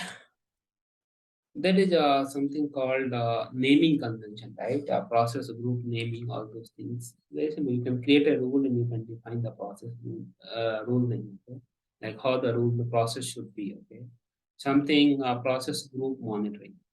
Did I discuss about the custom service monitoring, right? The last class, I think so. You can create a rules and you can based on that you can implement that process level. Okay, some process you don't want to monitor. Okay, suppose you don't want to monitor that process, you can disable this. So you can go to the monitoring overview, and some of the process you don't want to enable or disable, you can do that. So if you go to that process, there is a list of. So I don't want to monitor Imagine the system engine. I can go and turn on that. So you can disable it.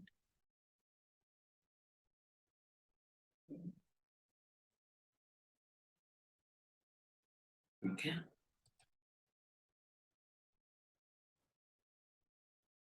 So sometimes you don't want, go here, go to process group, and suppose imagine the system I don't want, I can disable it. So like this you can disable. Okay, do not monitor. Something like this you can do that. So like this you can do that. So some of the process you don't want to monitor, you can disable it so it will not show the data. Like alerting and all when this process becomes unavailable. So that you can do that. Then what else? Cloud automations we already did for one thing. Custom service already we did. There is some MQ, okay? When you have that IBM MQ, all those things, I never implemented IBM MQ and all. You can implement that. You can give the queue name and you can monitor once you implement this. So this is the custom part. When you have that environment, then only you can do that. Okay? MQ. So I think we are good now. Let me know if you have any doubt. I can clarify from the last class something. That somebody trying to gave an interview and you had some questions, then I can explain a little bit on the specific topic. Regarding the application monitoring, so we know that we have an injection process. Now I have a URL, not from application server, it's from a web server. Okay, so Dynatrace monitors. Normally, suppose in our case, we configured a URL which hosted, the URL is from the application server. But now I got a URL that is a from web server. So how this Dynatrace monitored? How this injection happens? Yeah, see, what is application servers? You know that, right? See, what is happening here is you got that endpoint. You got the endpoint like www.xyz. Okay, this is your endpoint. Okay, and this application is running on some. So when you develop this application, right? Application has by default web server. When you develop any kind of application has by default web server. Okay? But when you have a by default, then definitely they have some limit, correct? Yes, no. We have that limit, like so what people they used to prefer, they used to purchase the web server. So web server you can take either WebLogic, right? WebLogic, yeah, JBoss, yeah, Tomcat Apache, correct? And Apache, it could be, right? And then we have WebSphere, IBM WebSphere, JBoss, then any kind of if they're .NET something, right? So we used to purchase that WebLogic, I think from Oracle, right? Oracle WebLogic. So what we are doing is when you implement that Oracle Web, when you application was now it is hosted on web server, right? On top of web server application was deployed. Say yes or no. When you see their domain.xml file, all those things. On top of web server, we have application. Correct. So whenever application goes via web server, right? So they have web server instance over now. On the top of that application is running. Okay.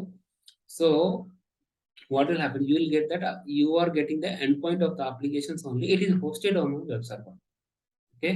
You need to configure in such a way, same way that same way that like how we should take a URL, implement as an application like URL content something, and then install the Dynatrace agents. Okay, like what is happening sometimes is web logic or something have some components. What they used to do, they used to create 3-4 components, and one part is running on one web server, second one, third web server. So you need to install Dynatrace agent everywhere. Okay, so they have 4-3 service running here also, here also. So you need to install agent everywhere. Either we have one web server and then we have all the application server contact to web server, and then it will go to application. So all the application server you need to install that agent. You need to install that agent and then you need to configure the application. So once you install the agent, all the service will be visible, and then you can configure the application. So automatically web server injected on the application.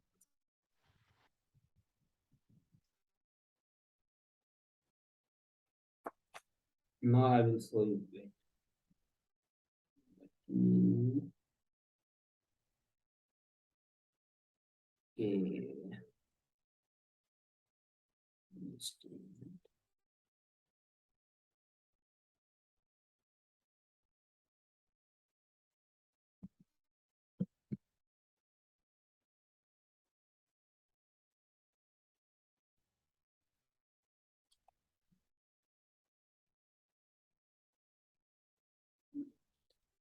Okay.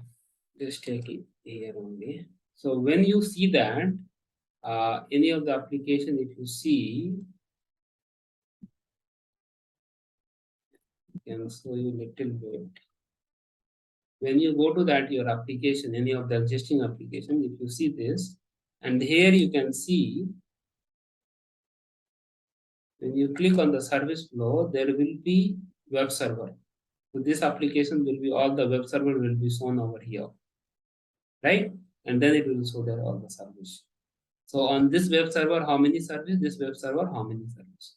Like that you can see. Okay, you can check in your environment. So see, here only we have configured. Now suppose this is considered as a web server. Here you configure all the traffic levels. So whichever comes under this web server is hosted, all the service will be visible. This is where it is hosted, all the service. You need to install the agent on both the application tier. You need to configure, so it will be similar data. Might be I'm confused. Just I want to repeat my question. From like whenever a web server receive a request, it sends to the application server, right? Yeah. So previously we have seen the injection happens on the header. That's on the application server side. Now I'm talking about the web server. Okay, so I'm configuring an application with the help of web server URL. So so if you configure that web server URL, so where will the injection happens? See, injection, see, when you configure the URL, see, anyway, either it is running on 2 web server, see, now this data is coming, okay? So whenever injection is happening, so what is happening is application will be running, application has only one endpoint, right? Main endpoint. So you take Amazon.in is a one application. Okay, it could be deployed on multiple web server, right? So now you are injecting in the Amazon.in this header. So wherever this when you injected happened, and then it will, some of the service will go to this web server, and we have another web server, some service will. So injection will happen in the header itself. Okay, here itself. But service and all. So in this web server we have suppose 5 application server, and suppose 20 service, 50 service are running, and this web server another 100 service are running. So you need to install the agent on everywhere. Okay, and these are contacting to one application, right? One URL. If it is a multiple URL, like if this application talk, like suppose Amazon.in, one URL is AmazonIndia.in, one URL is then Amazon.com. Okay, so these are three URLs, three domain names. So in this DNS, they need to route 53, all those things. They need to add this, all those things. So when you create application, then you need to add all the endpoints. Okay, if you have only one endpoint, then you configure only one endpoint. So suppose now we have one endpoint. Okay, now suppose let's configure. You go to application.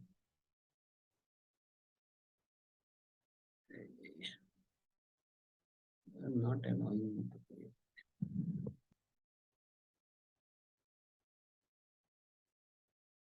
Setting.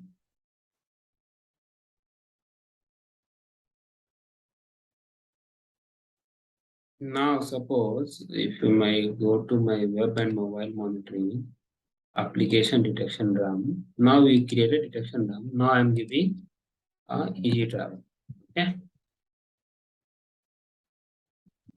Okay, I'm giving URL contains www.egtravel.com. Okay, save. Another also I'm adding, and I'm adding existing itself. Now URL contains www.egtravelindia.com. Okay, it's the same website, directing to same main website, but the URL we have different. People is come to this website also, and this website also. It will redirect to one website. That way you can do. Yeah, if it is segregated, then you can something like this. You can segregate your application also. So that way you need. So injection will happen in this URL also, in this URL also. So if this URL goes to whichever service, it will show that. That URL, whichever service, it will show that in the service flow. But it is contacting to only one application, so you can give this only this in the EasyTravel application.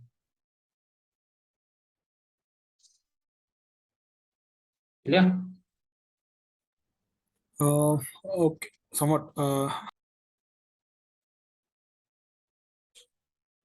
Okay. So any other doubt? Regarding microservices monitoring Mhm. and memory dump, I think we missed that memory dump. Okay, memory dump, it required activate, remember, right?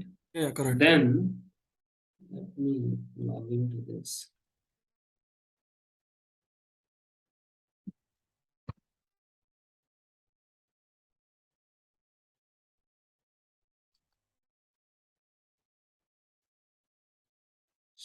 Why they're allowing to one only? Just a minute.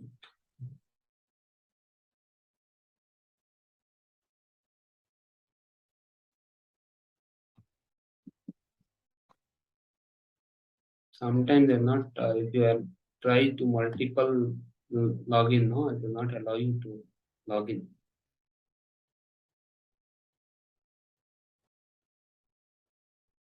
Deepak, just to Yeah. clarify my previous question, on a web server, I have one agent, okay, and I configured the web application using web URL, okay, and when I'm calling that web URL, it is calling to the application service, right?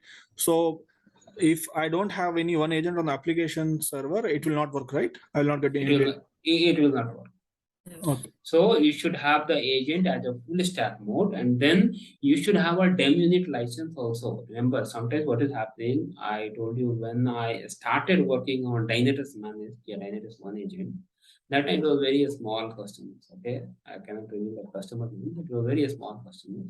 They took a license. Sometimes what is a infra mode, full stack mode, right? So people, what mindset is when you have a full stack mode, means everything you have, right? Just as the assumption, right? Then you say that, hey, we have a full stack license. Full stack, we have everything, right? So when I tried, that time also I was not much aware of that full stack license. Then my customer told we have a full stack license. Okay. And 10 days I struggled we are not getting the application data, and I do not have that account access, so I can see the license part. And customer keep on saying we do have full stack license, so why we are not getting the application data? Like application response time, load actions, errors, all those things. Why I'm not getting? I did for 10 days research. After that, I came to know that full stack mode of license will give you only that CPU, memory, network, disk, process along with service visibility. Okay. When terms of application configuration require DEM unit license, digital experience monitoring. So once you have the DEM unit license, then only you can configure the application and you can get the data. Okay, so when you configure the applications, then only you can get the real user part, all those things, right? User part, all those things. Okay, yeah, application response. For that, we require DEM unit consumption. So don't be confused with full stack mode of license. Sometimes people will confuse with when we have a full stack mode means licenses, we have everything. No, full stack license means it will give you service visibility along with all the infrastructure components. Okay, when you have a DEM unit, then you can get that you can configure your application, you can configure your synthetic, you can enable your real user, you can enable your session with replay, all those things you can do with a DEM unit. Okay, so don't be confused in that part. Okay, so DEM unit will give that kind of part. Okay, now in terms of we are talking about integrations. Okay, so integrations when you do with cloud integration like AWS, Azure, Kubernetes, yeah, any kind of custom metrics you develop, that require DDU license, Davis Data Unit license. Okay, so don't be confused with like here. Okay, like we have full stack license, you think that everything. Okay, no, we have one host unit that will host unit license. In that we have full stack mode and infra mode. When you have a full stack mode, it will give you that visibility of all the infrastructure component with service visibility. Infrastructure, when you install agent as infrastructure mode, it will give you host information with process. Okay, then when you have a DM unit license, okay, in terms of we used to buy in terms of million billion. Okay, so once you have that license, then you can configure your application, you can configure your synthetic, you can configure the session replay, all those things you can do with DEM unit license. Then we have DDU license. DDU license required when you have that we used to purchase in bulk, like in billion something, based on that requirement, that lot of calculations required. So once you have that DEM unit license, then you can do with all the cloud integration, cloud metrics, you can do that. And then we have log license. That log license will require like a storage, right? We need to buy a storage. Then also we have vulnerability license, okay, security level license, okay, that recently it started. Okay, so that also we have. So recently means not yet in live, still it is beta phase. So that requires, so they have segregated in 5-6 part, okay, not in one part. So when terms of they said that full stack license, we do have that. Just in your mindset, if we have only full stack license, then you can get service till service. When you have DEM license, DEM unit, then we can configure application synthetic, whatever you want. Understood?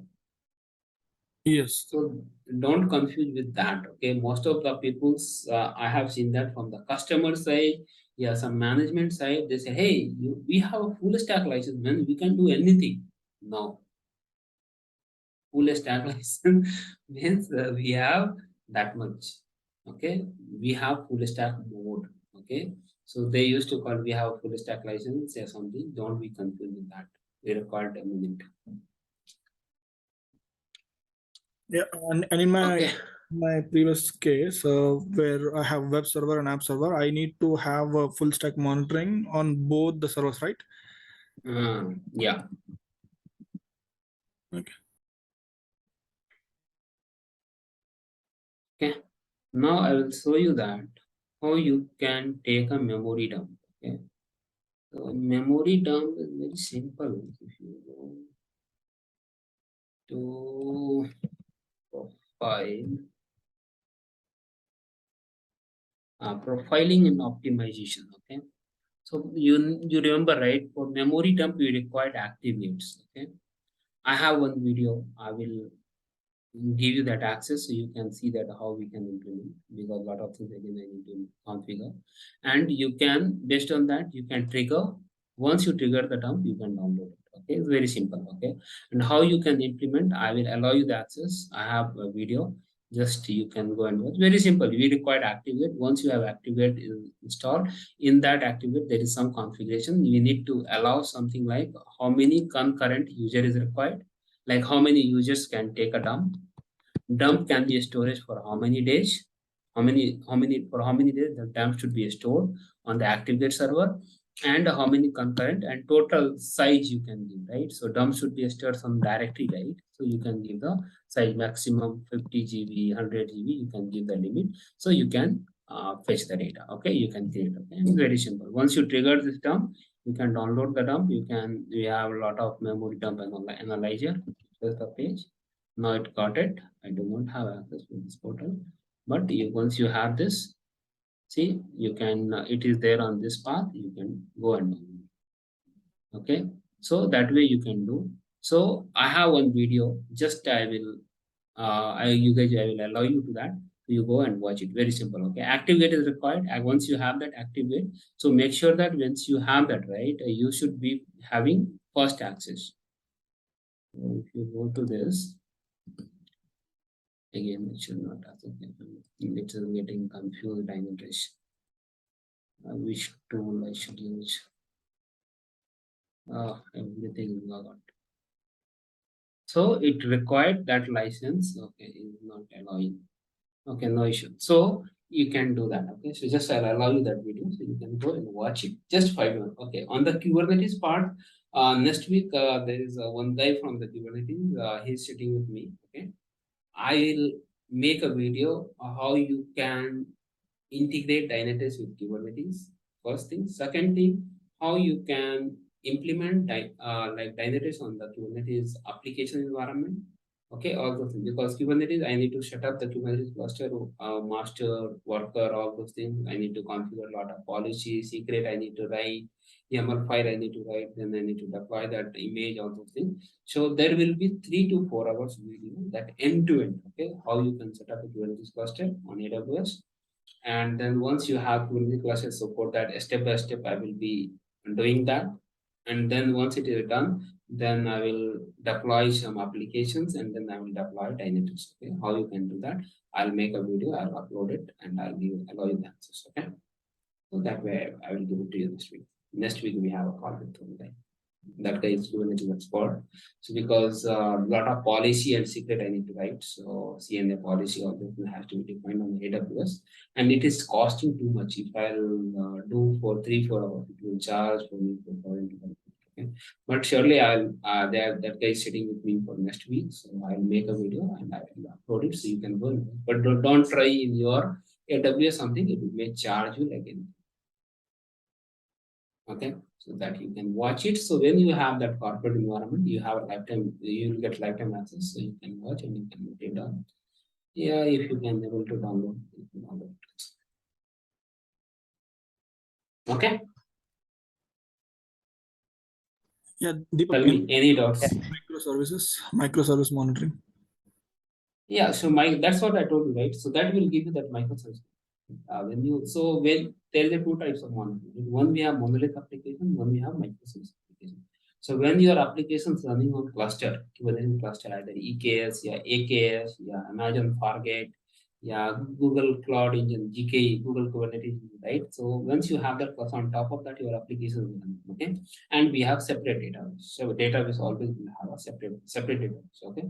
So once you have that, it is completely running. Then how you can implement Dynatrace on your microservices. So what I will do is I'll set up a Kubernetes cluster, and once it is done, so there will be 1 master, 3 workers. It's a default. Okay, so once we have that, so because master should have configuration of 16 GB of RAM, something. Okay, worker should have 4 virtual CPU, 8 GB of RAM. That's the default configuration. So we should have that. Then I'll deploy microservice application. So means we have that application, e-travel application image, and I will deploy on that cluster. Once we'll deploy it, then I will implement Dynatrace monitoring solutions. There's a 2-way, 3-way. Either you can go with daemon set, if you know little bit Kubernetes. Daemon set, yeah, you can go with Helm, yeah, we can go with one more thing. We have so 3 ways you can deploy that. Okay, so either you can go with the demonstrate, the operator, yeah, you can deploy with Helm chart. So there are a lot of things we have the deployment. Okay, so you can deploy that monitoring solutions on their cluster environment. So all the services will get visible in the time. So when you have a Kubernetes cluster environment, right? When you have microservices, you are not going to install Dynatrace one agent directly. You take that install. No, what you need to do is you need to take that. You need to take that. You need to on the Kubernetes cluster log into the master node and you configure one prod namespace. We used to call a namespace. You configure write a name of a space called Dynatrace something. Inside the namespace, you deploy Dynatrace one agent operator.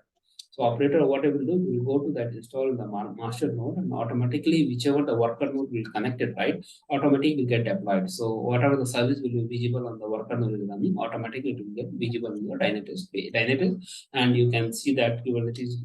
If you go to the Kubernetes page, you can see that Kubernetes data, all those things.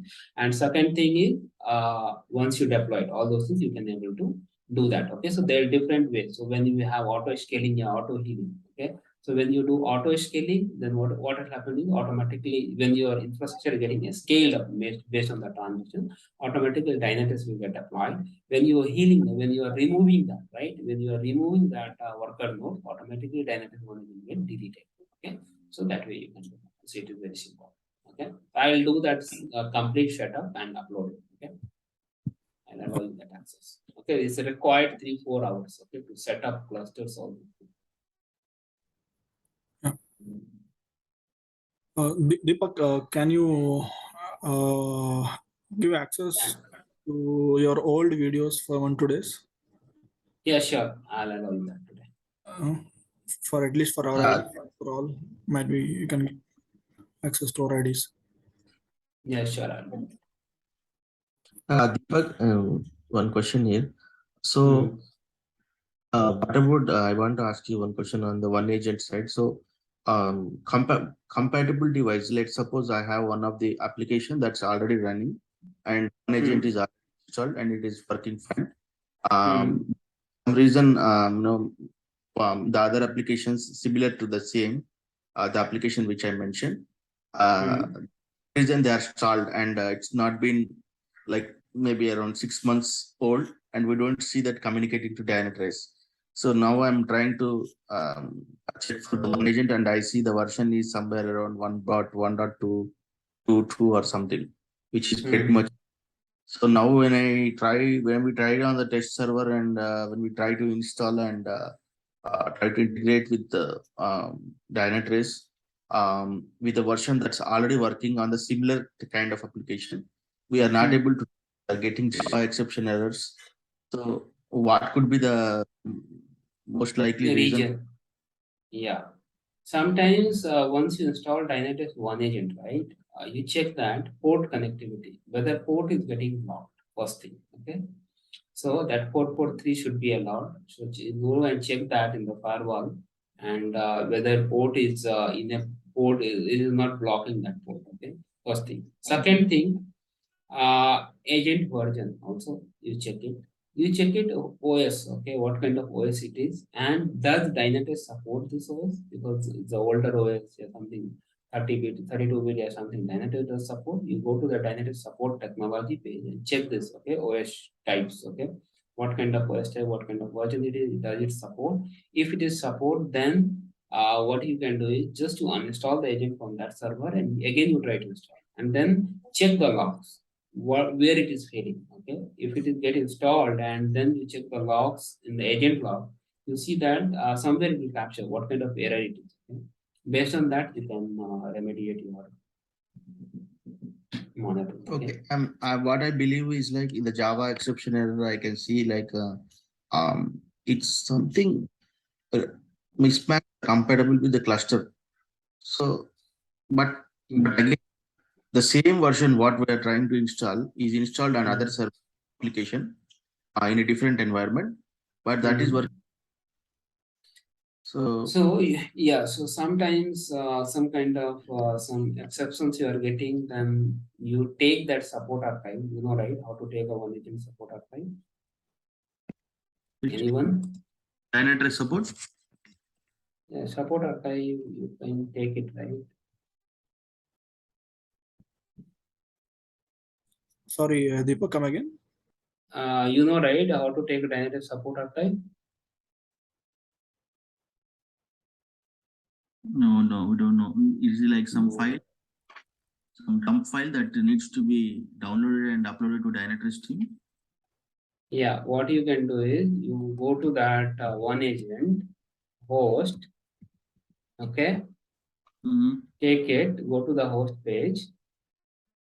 Which host we have any problems, filter the data for last 90 days, yeah, last 3 days, host will be shown, okay? You suppose this host, it's unvisible also, it will be shown.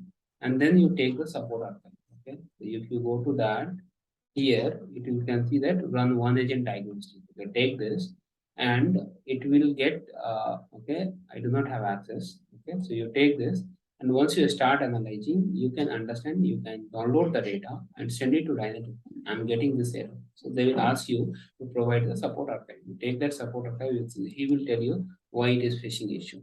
Okay, you can create a support ticket. Yeah, you want to figure it out from yourself, then you go to that, you check that log, all those things, application, port connectivity, step by step you go. First So you go in to my that logs. Yeah.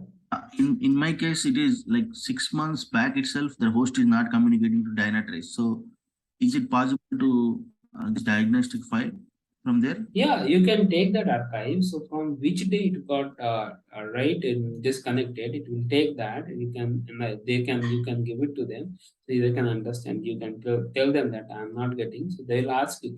Even Dynatrace has your access, your Dynatrace portal access because of mission control.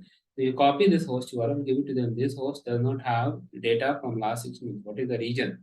Then they will ask you the step by step what could be the issue. If you want to, either you want to fix quickly and you don't want to work much, invest your time much, then you take a support help. The Dynatrace support is very good.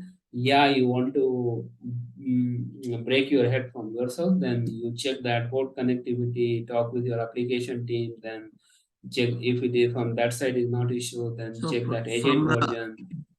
So for support case tickets, where do we open? We have anything on the our tool itself No. or any? No, what you need to do is go here. We have a chat option. Okay.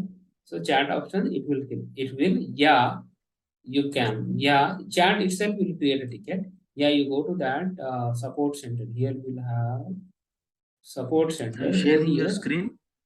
Let me share my screen.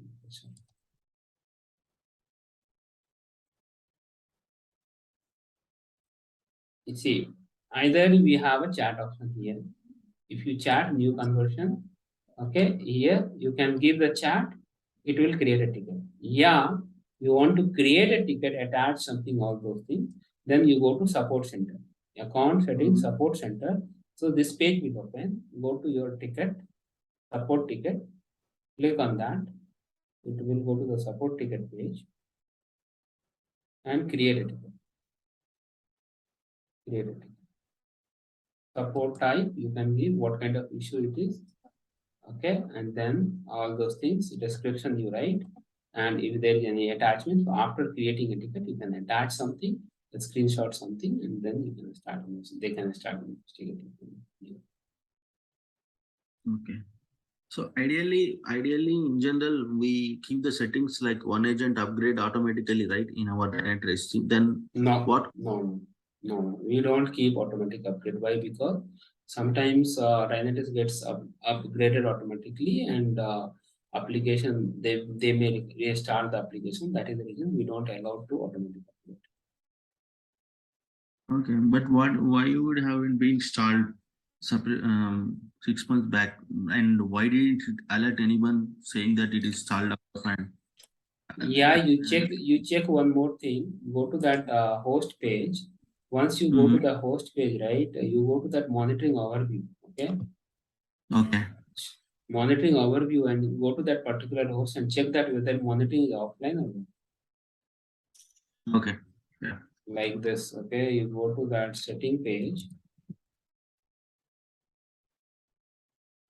Monitoring overview. Are you sharing your screen? I don't see anything. Oh, Again, I start. Okay, this time. You go to that host page, setting, monitoring overview host, and check that which host is offline. Control F, you do it, and check that whether it is disabled or enabled. If it is disabled, then you can see that. Okay. Monitor this host. It will enable, disable, or open. It is same. If it is not, then see it will shown here when it was enabled, when it was unmonitored, everything. So you go to that host and check that. So that also it give you a little bit clue.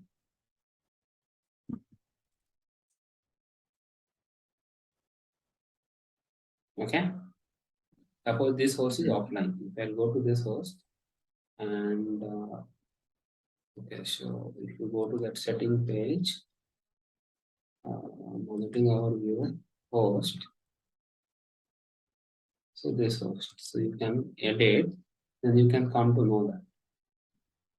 Like see, monitor this host is enabled, turn on monitoring, input visibility, and see timing, full stack, 38 days. See, so you can see the data. You can filter when it got disabled, and then you check it. Here, what all those things, because we do not have access, it's locked. So you can see that all the information. Okay. Any other thought? I need help, Deepak. Maybe it takes 4 or 5 minutes. Actually, I was looking for the one agent versions running on my environment. I tried to execute API 1, but I'm not. Can you help on that? You wanted to understand your version on Yeah, the particular host? I want to get all the one agent versions on all the host. Or list of hosts. Okay. So one way you can do is API 1 last session you showed us, but we didn't execute it actually. okay, so you can take that API version 2. 1 it is there actually. Okay. One it is there. It is very easy. One agent on a host. This one, right? Yeah, one agent on host. Get list of hosts with one agent deployment for one agent. No. You need version. I think this will give you that. Okay. So I required API token. So if you can connect me offline, if you can share a screen, I'll guide you because I do not have this environment access.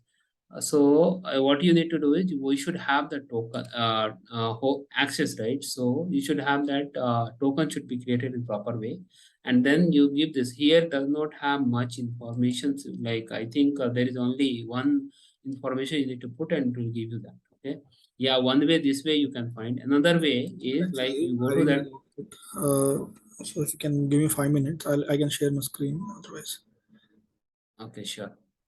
Just yeah, another way is if you go to the preferences and one agent updates, here also you can see that how many Linux hosts we have for this version, how many Linux we have for this version, and how many X we have with this version.